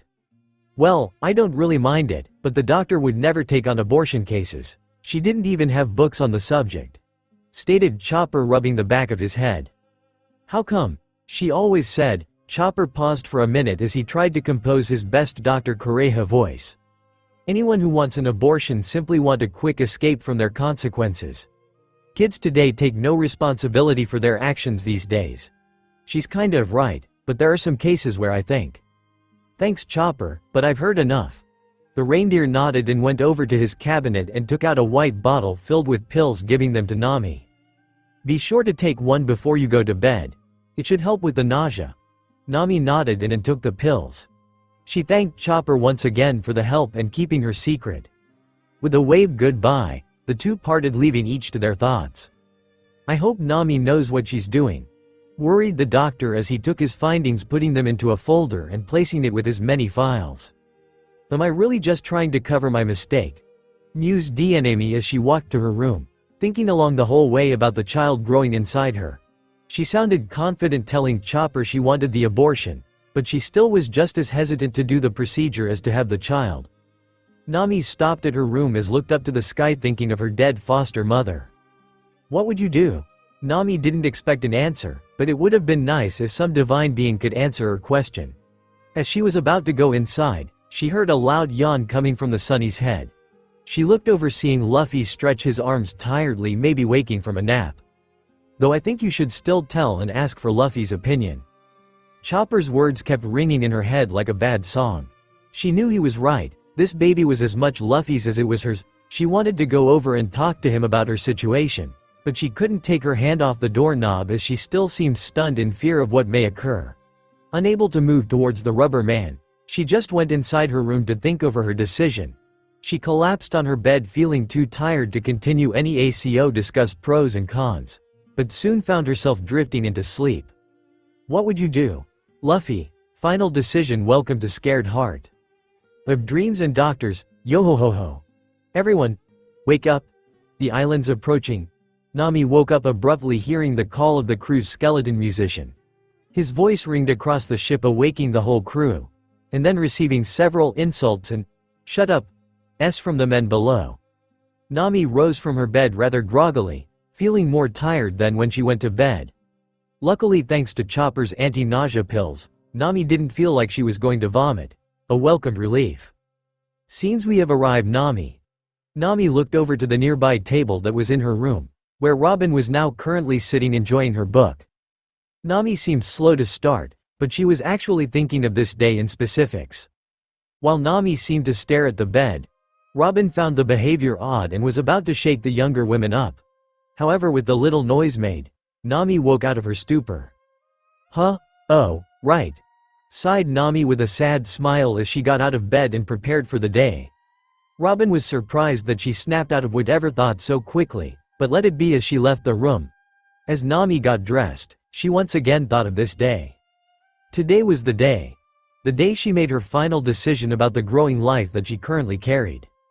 All day yesterday, she thought over the choices she had. She thought over every possibility, but only 3 good ideas actually seemed practical. Running away to raise the child on her own, hoping one day to see the Straw Hats again. She quickly discarded that one. It meant abandoning the crew to their doom, as the Grand Line would quickly make work of the crew with its unpredictable weather. The second was the one she was for, but the very idea still seemed horrible. Aborting the unborn child. And the third being to keep the child, and eventually tell the crew and the father. She wasn't sure how it would turn out for her. Would they be angry? Would they turn their backs to her? Would they try their hardest to help her? She couldn't tell, and she didn't know, and she didn't want to try. "Nay, Nami?" Nami snapped out of her stupor again as she turned to Robin halfway out the door. The older women looked at the younger concernedly as Nami was frozen in mid-dressing. "Are you alright?" Yeah," said Nami rather quickly and a bit nervous. She didn't want Robin, the most perceptive member of the crew, catching on to what her condition was or what she was about to do today. "I'm just a bit tired." Nodded Robin as she set her book down and walked out onto deck as Nami continued to dress. "Hey Robin." As Robin walked down the steps, she looked over to Luffy sitting on the swing rocking back and forth. "Is Nami okay?" "Yes, Captain, Nami is doing fine," smiled Robin, putting Luffy at ease. Of course, she herself wasn't even sure if the young navigator was okay. "Good," grinned Luffy as he jumped off the swing and walked towards the upper deck where the Sunny's head lie. Though the captain's worries at ease, the archaeologist's own worries were far from cleared. Looking away from Luffy, she looked back up towards her and Nami's room, thinking about her roommate. "What's going on, Nami? What are you thinking right now?" "Whoa! Look at it!" Robin turned away from the room as she heard Chopper. The little reindeer was looking over the edge of the rail as he looked amazed at the approaching island. Robin decided to take her own look at the island and followed Luffy's lead and walked to the upper deck. As she saw the island come into her view, she couldn't help but agree with the doctor. "It's so amazing. It's so clean," added Usopp, equally amazed as the reindeer. Looking upon the island, it was an island littered with both small and big white buildings, all of which had the medical symbol in red with signs underneath them. In the middle, in the side of a mountain, with all the smaller buildings and what looked like a small forest surrounding it, was one large square building with the same symbol, but with giant words saying, "Ma'an" underneath. Like Usopp had said, the island looked clean, not single building was a different color or looked to be abandoned. "This may be the cleanest island we ever been on. Reminds me of the time I once cleaned up an entire village of mud people." Really?" Chopper turned to the lying sniper as he listened to his lie. As the rest of the crew began making their way onto the deck, all of them amazed at the squeaky clean island. "So this is Scared Heart Island?" questioned Zoro as he looked onto the island uninterestedly. "An island full of medics, each skilled in their own practice," stated Sanji as he walked up next to the swordsman, lighting up one of his cigarettes. "I feel that our doctor is gonna have a field day with this island."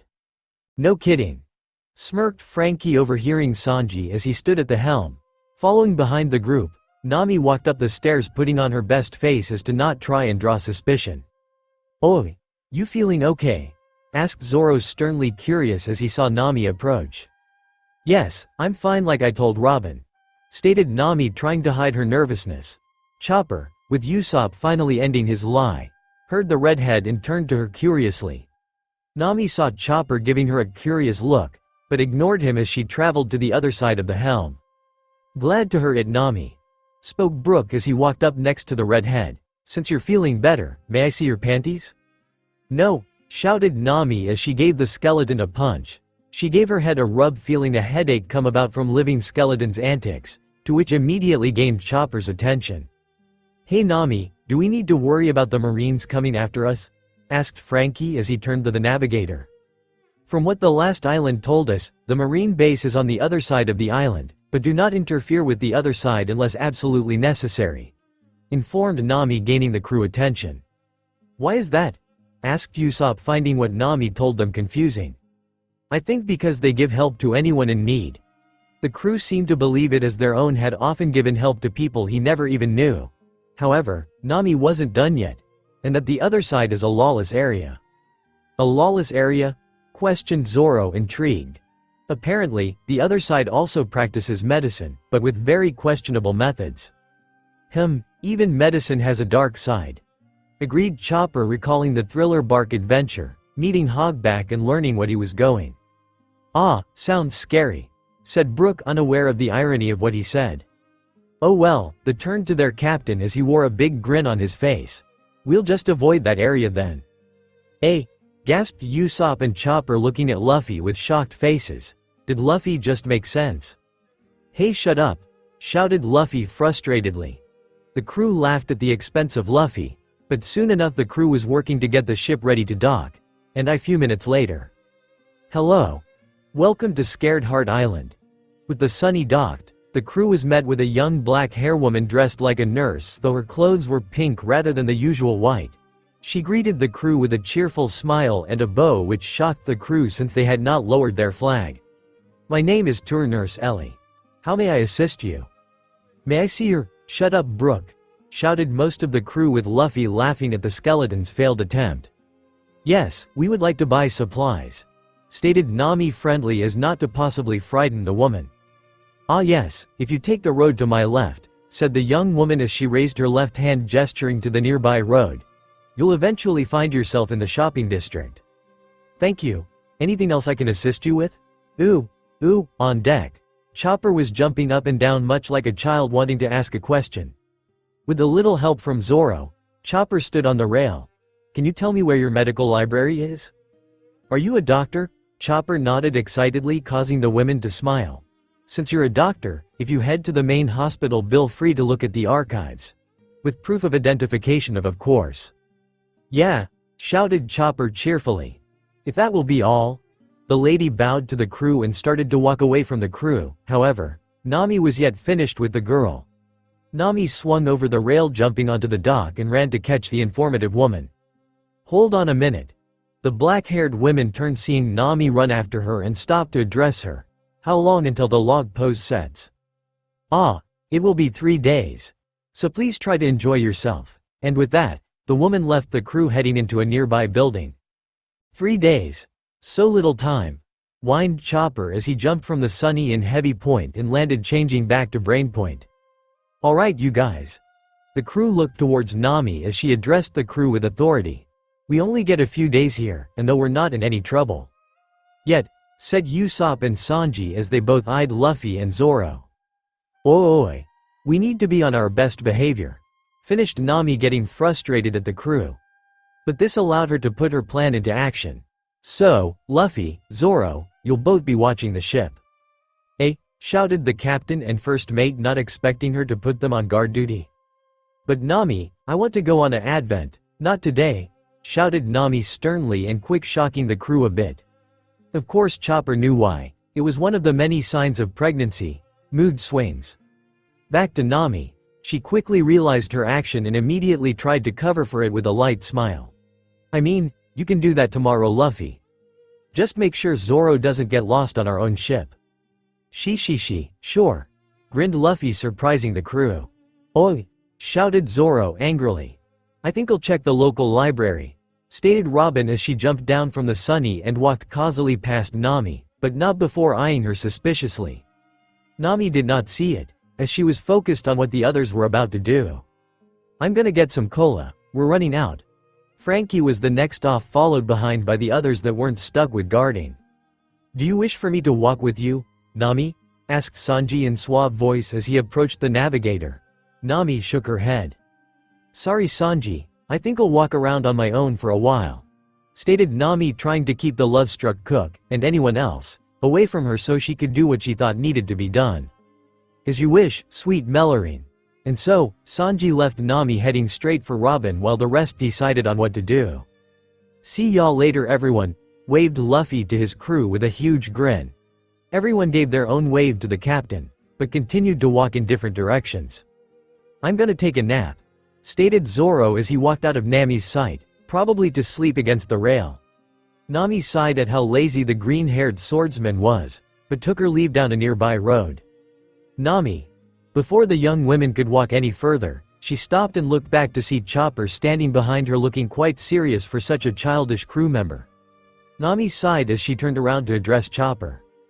I know, I'm just waiting for you, said Nami rather depressingly. All this lying behind her captain and crew's backs didn't sit well with her, and she even was beginning to doubt her decision. Chopper just nodded to Nami's response and walked along next to her and his walk point. I'm sure if we ask around we'll find someone. Let's go to the main hospital. I bet they'll have a directory on all the medical facilities here, said Chopper, slightly cheerful despite the circumstances, mainly for Nami's sake. Nami looked over to the reindeer concernedly. You sure, Chopper? I know you wanted to check out the… I promised I would stick with you through this, Nami. That's what Nakama do, smiled Chopper, continuing to try to cheer Nami up.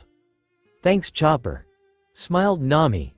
She was glad that Chopper was with her now, though she still had her own internal battle. We can't keep a baby, it'll always be in constant danger. But it's his baby too. This kind of argument went on for what seemed like forever as her logically mind argued with her loving heart. Neither seemed to back down, though every time her heart seemed to speak out it seemed louder. Was it growing stronger? Or was Nami actually leaning towards what she truly felt?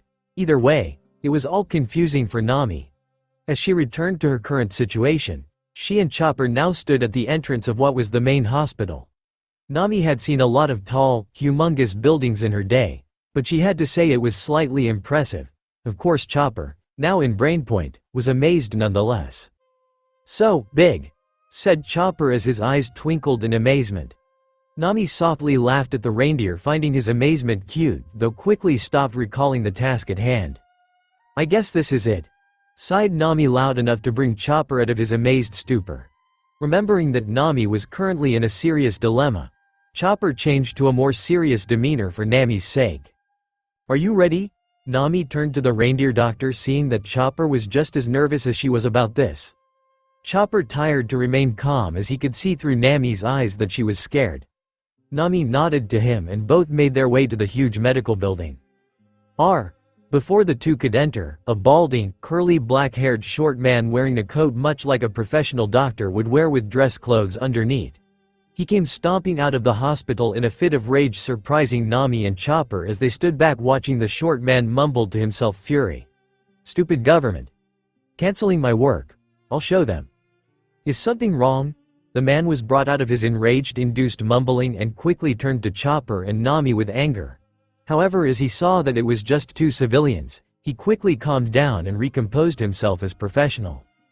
Yes, may I help you? Is something wrong? Asked Chopper as he hid behind Nami, though the opposite way, which the man found odd. Shouldn't that be the other way? Pointed out the doctor with a sweat drop. Chopper soon realized the man was right and quickly moved into the correct position, still staring nervously at the man. Nami gave a nervous chuckle and smile as she looked at the pudgy short man. And what do you want? Are you a doctor? Asked Chopper, mustering up the courage to ask the man if he was as professional as the coat he wore. The man chuckled as he fully turned to the two Nakama. Yes, I am, said the man with a smile. Nami caught that slight second to which the man answered if he was a doctor and immediately became suspicious of the man. Chopper, however, did not catch it and stepped forward, seeing as he was a doctor. Dr. Kiro Cox, at your service. Oh good, then maybe you can help us then, said Chopper as he approached the man, speaking on a professional level.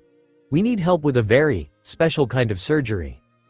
Hummed the man, seemingly uninterested in what the reindeer was asking for.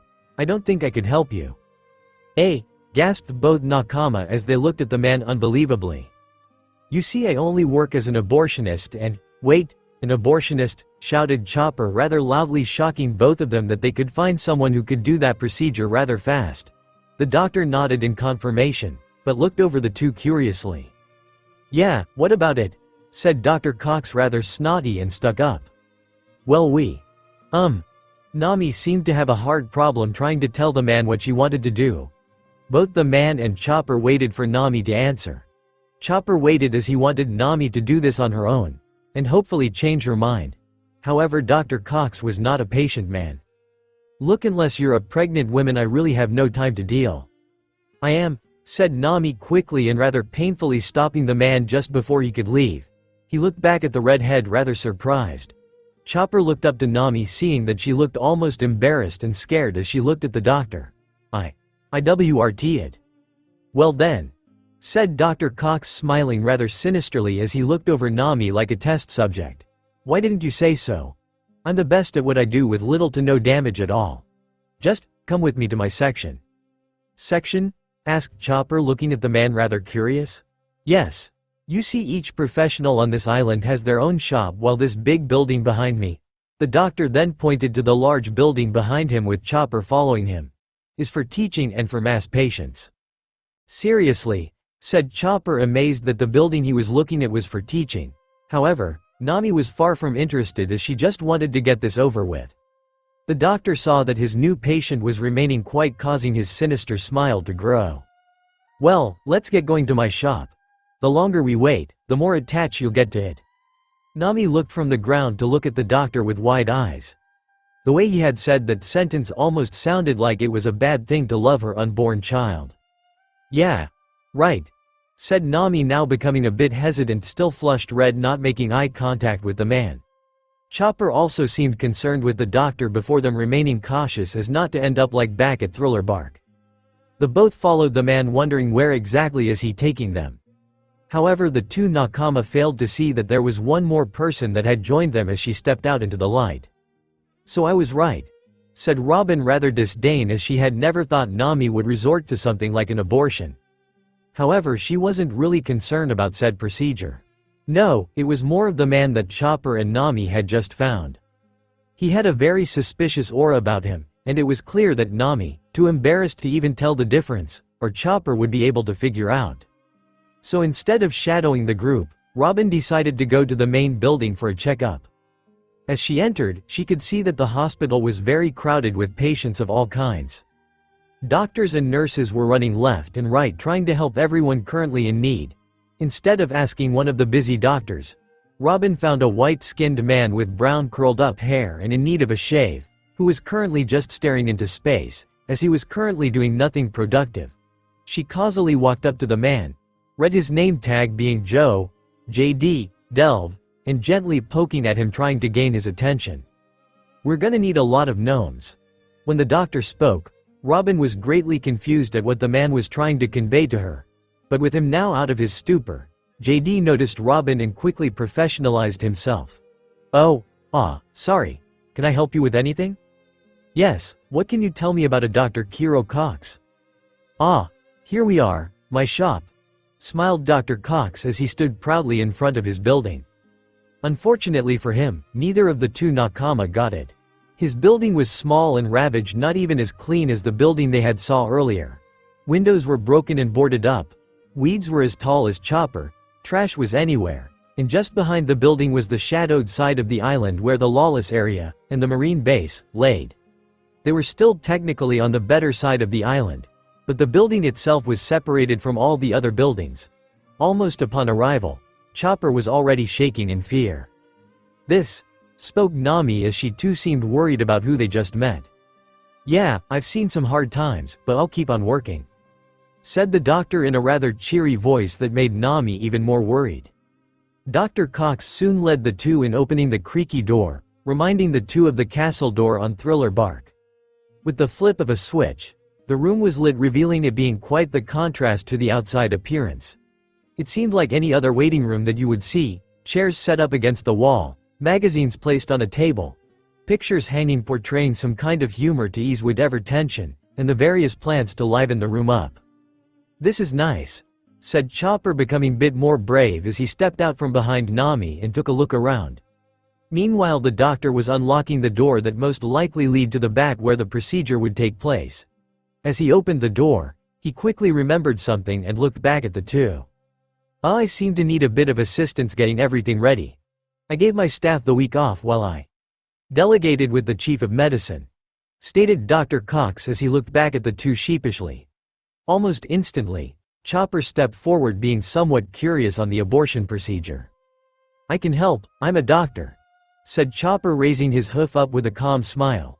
The short doctor looked at the even shorter doctor, eyeing him very suspiciously. Sensing the doubt, Chopper quickly shifted from brain point to heavy point, scaring the doctor a bit. Sure.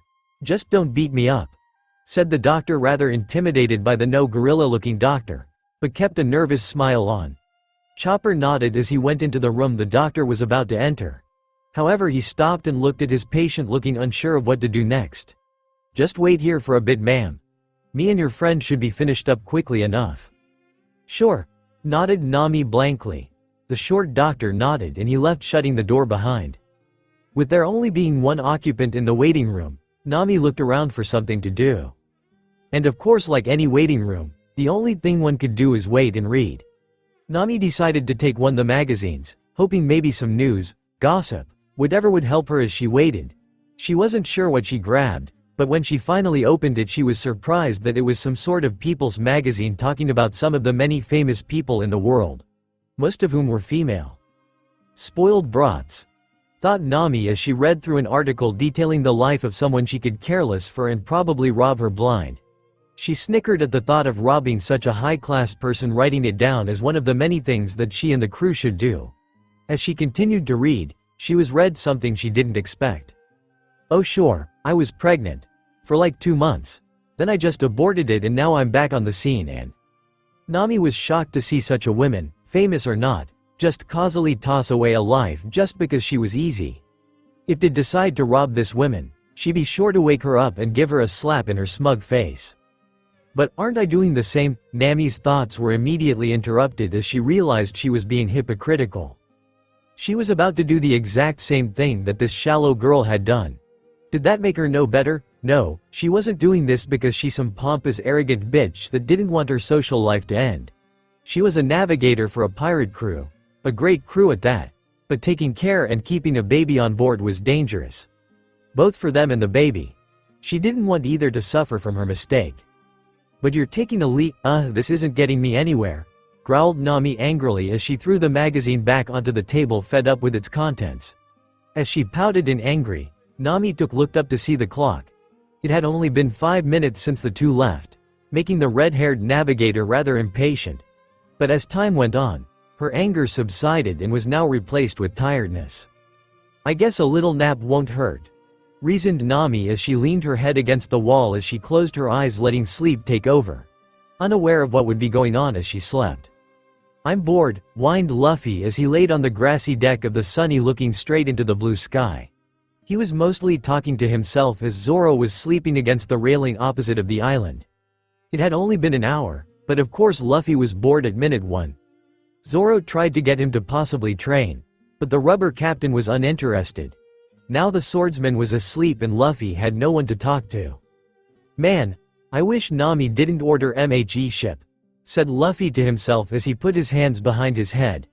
His thoughts were now turned to his red-haired navigator as he thought back to Celebration Island only 1 month earlier. I love you." Luffy quickly gained a blush as he remembered that night. Some of the details were a bit fuzzy, but knew well enough about what he and Nami did. He didn't regret what happened, but he was most worried for Nami's sake. Even if she had a great immunity to alcohol, she still drank more than normally. He never wanted her to do anything that she didn't want, but having gotten drunk enough to forget. "I hope Nami's okay." Luffy, breaking from his thoughts, shocking as that may be, Luffy quickly sat up, hearing Robin's voice sounding unusually distressful. Luffy jumped to his feet and quickly ran towards the railing to see what Robin wanted. Looking over, he saw Robin, of all things, running, which Luffy wasn't even sure that she could. As Robin reached the dock, she stopped as she tried to catch her breath. "Robin, what's wrong?" asked Luffy worriedly as he had never seen the women this worried and scared since Eni's lobby. Oi, what's with the noise?" Luffy looked back towards Zoro, who seemed to have woken up from both Luffy and Robin yelling. Zoro wore a very unamused look as he stared at Luffy, looking at him confusedly. "Robin's here," shouted Luffy, immediately getting Zoro's attention. The green-haired swordsman stood up and walked over to the railing with his captain as he saw the black-haired archaeologist bended over tired. "What's going on?" asked Zoro as he was just as surprised as his captain was, having never seen Robin. She worried. Finally gaining her breath, Robin looked up to the two men as they both looked at her curiously. "Nami. Huff. Nami's in trouble. Nami's dream. Where am I?" Nami seemed to be floating endlessly in an abyss of black nothingness. She tired to recall what had happened to her before she ended up here. However, before she could think, She felt a sudden pull that sent her through the void towards a bright light that blinded her as she flew closer to it. Nami. How could you? Nami opened her eyes hearing the voice of her captain and love as she now stood on the deck of the Sunny. Looking around, she saw that they were still on Sacred Heart Island, but as was now the evening as the sun was setting in the west. However, what concerned her was what Luffy was currently talking to her, sounding rather angry. As she looked towards the rubber man, she saw that the whole crew was looking on her, many with rather disdain looks while Luffy's being angry and Chopper's rather seldom. What's going on, guys? Asked Nami, nervous and confused at why the crew was behaving so sourly towards her. We know what you did, Nami, stated Robin, rather serious, surprising Nami as the older women had never spoken to her like that. She was still confused at what Robin had meant. What are you talking about? The abortion, stated Zoro, cruelly shocking Nami. We know. How the, gasped Nami, thinking to herself as she stepped back in shock of the first mate's statement. She immediately looked towards Chopper, thinking that he had told them. Don't blame Chopper, stated Usopp rather distastefully, once again shocking the young navigator. She looked up to the crew, looking at each with confusion. We figured it out yesterday. Yesterday? Nami was definitely confused now. Look, let me explain. How could you? Nami flinched back as Luffy yelled at her in a tone he had never spoken to Nami in. The crew seemed to step aside at that point as they let Luffy convey how displeased they were. How could you not tell us? How could you not tell me? I didn't want. What? You think we're not strong enough to protect our child? Nami gasped as Luffy stepped forward, looking angrier and scarier. All the while, Nami kept trying to tell herself this was not the Luffy she knew, but was failing hard. Do you really have that much little faith in us, in your nakama? No, it's just, forget it. Nami instant shut her mouth as Luffy was now eye to eye standing in front of her. His rage-filled eyes scared her to no end, having never been on the receiving end of one of Luffy's "I'll kick your ass" moments in his fights. Not telling the crew I can understand, but not telling me, your captain, friend, and… Luffy couldn't finish the sentence as he started to tear up. Nami's eyes widened at her captain's sudden show of emotions. Was he about to confess? Thought Nami, realizing that Luffy was going to confess to her and the crew, but that moment was gone. The fact that Luffy was turned away from her showed that he had most likely lost any kind of feeling for her.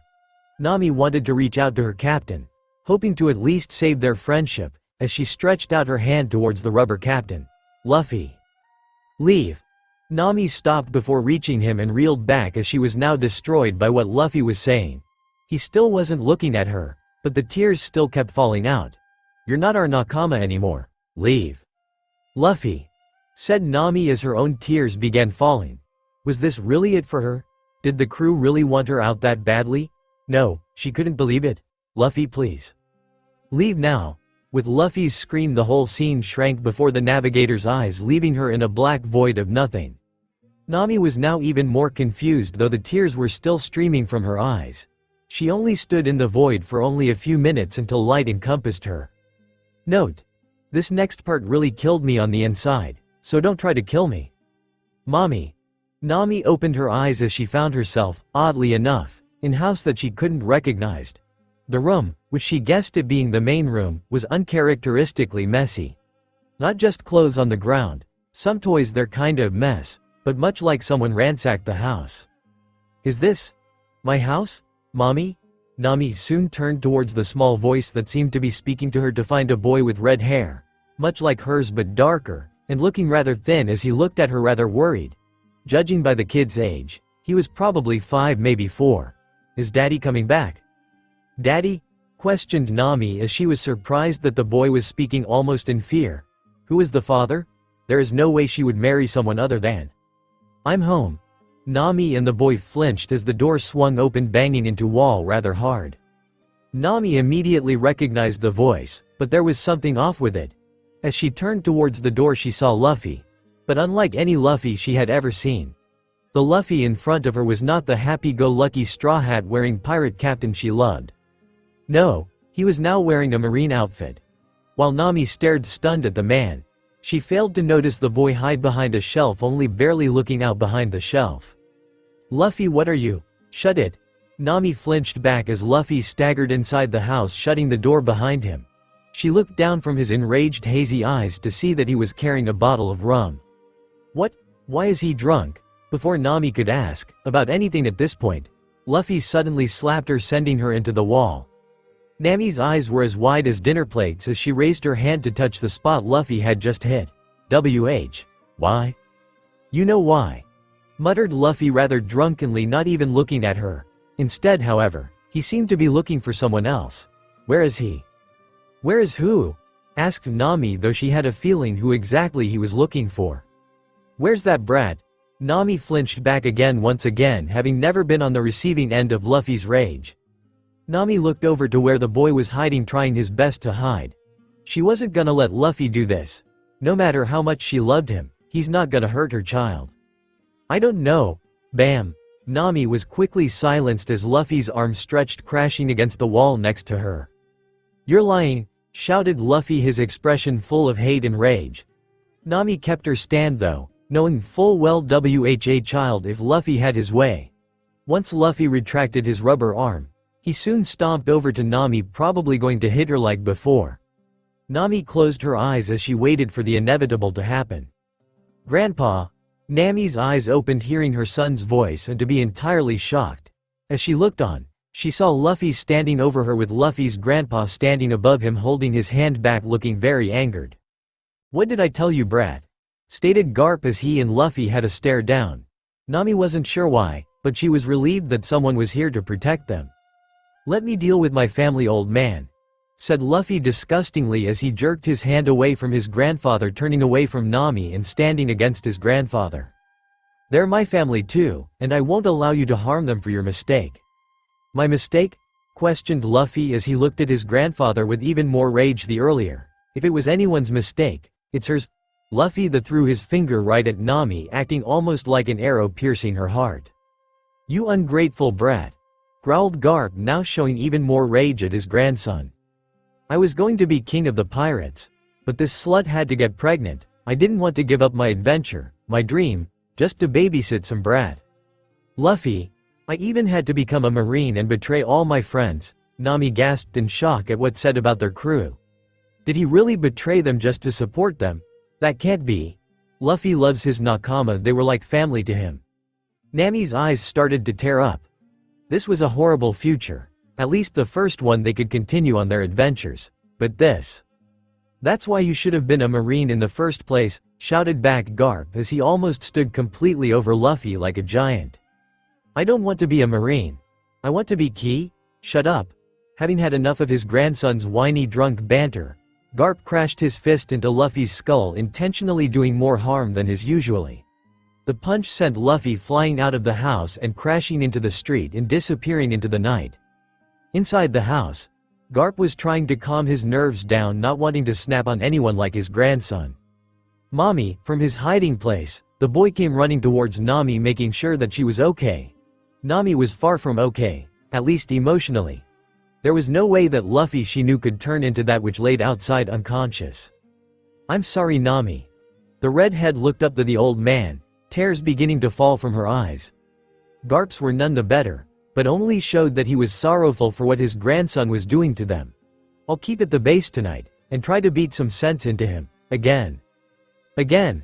The fact that the Vice Admiral said, again, meant that this was a common occurrence. How often? Once a day? 5 times a week? Every day since their betrayal? She didn't know, but this house situation was just horrible. Nami immediately broke down as she had her face in her palm. The boy seemed confused with his mother's action while Garp was sympathetic to the girl. It's not your fault, ya know. Enough, screamed Nami, sending that world into the black abyss as she continued to cry. She knew what this was about. Her guilty conscience was telling her that no matter what she does, she will lose everything in a manner of either a day to 5 or 4 years. It wanted her to regret what she and Luffy had done that night roughly 1 month ago. Something that was supposed to be beautiful in Nami's mind. Something that showed her that there was still hope to find and be loved by the one she cared about. But now, it seemed like a dirty secret. Please, cried Nami as she could no longer handle the events she saw before her.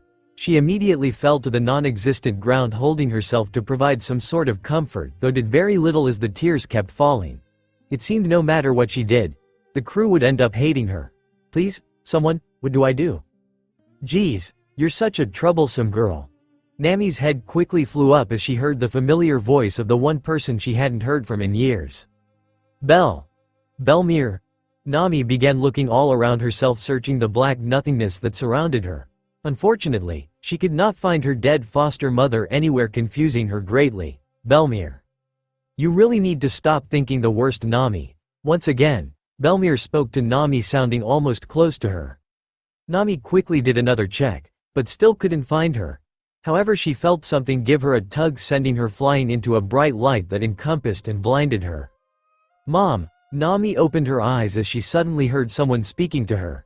She was no longer in either a dark or light room, but instead back at the sunny. However, this sunny was far different from the other times, as instead of it being in the evening, it was midday and they were in the middle of the ocean.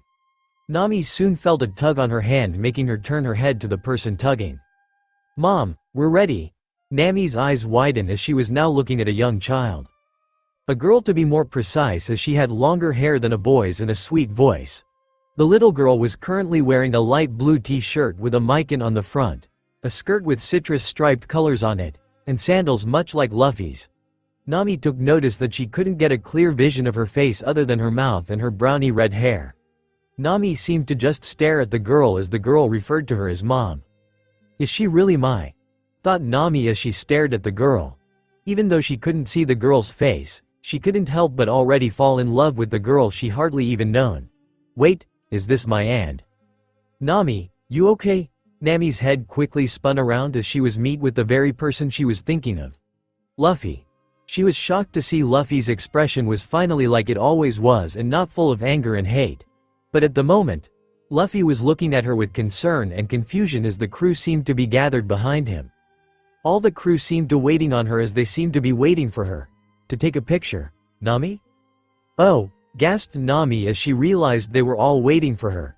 She quickly composed herself and gave a smile towards the crew. Yeah, I'm ready.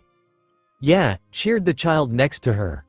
Nami was still confused at who exactly the girl was, but couldn't take time to ask as the child pulled her towards the group, excited to take the picture. She soon caught Luffy and led both into view of the camera, placing them right in the middle. Now you guys stand here, and me and ***** will stand in front.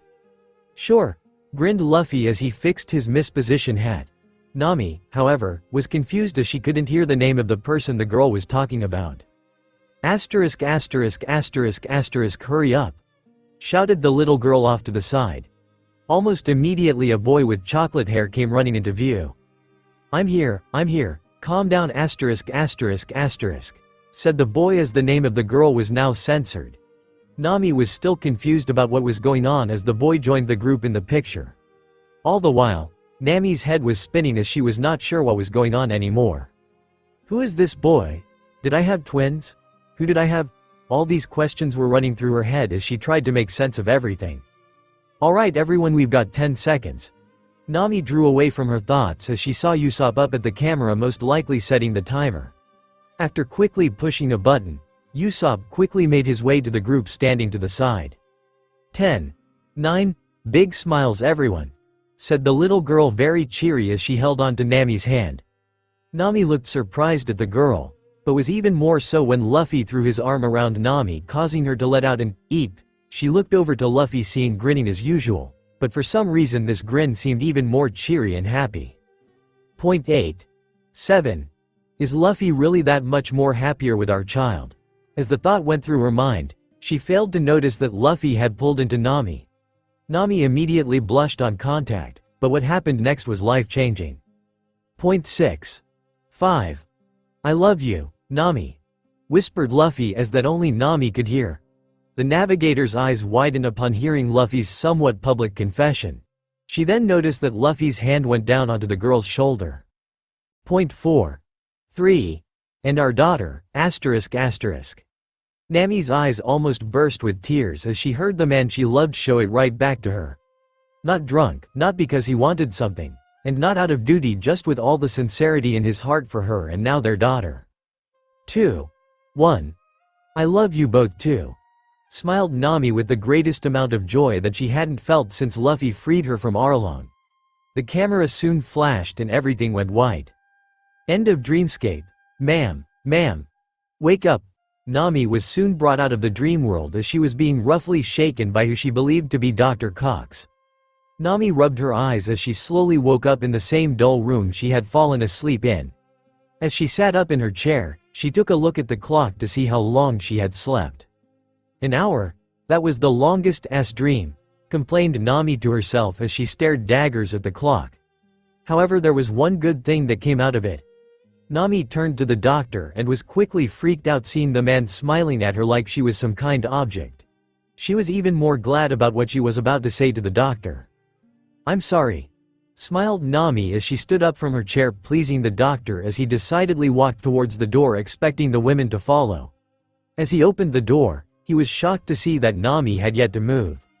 "Ma'am, we are a bit strapped for, I'm sorry," interrupted Nami as she now looked at the doctor with an even bigger smile, one the doctor did not seem to like. "But I've decided not to go through with the abortion." "Huh? I've decided to keep my baby," said Nami joyfully as she placed her hands on her stomach looking down on the area lovingly. The doctor sighed as he left the door open and walked over to the desk where the assistant would most likely be. "I see," said Dr. Cox as he walked behind the counter and stood right at the middle of the counter. Nami looked up from her stomach as she suddenly had a sense of dread coming. The doctor noticed her sudden reaction and smirked cruelly. "But unfortunately I can't let you go." "What are you, click, clang, what the?" Nami quickly turned to where the exit was, however, the door was suddenly blocked by a cage soon followed by all the windows. She then turned back to the abortionist who still wore his cruel smirk as he walked forward scaring her back into a wall. "You see, I need you for a certain experiment and you are the perfect candidate for it. Luffy, to be continued."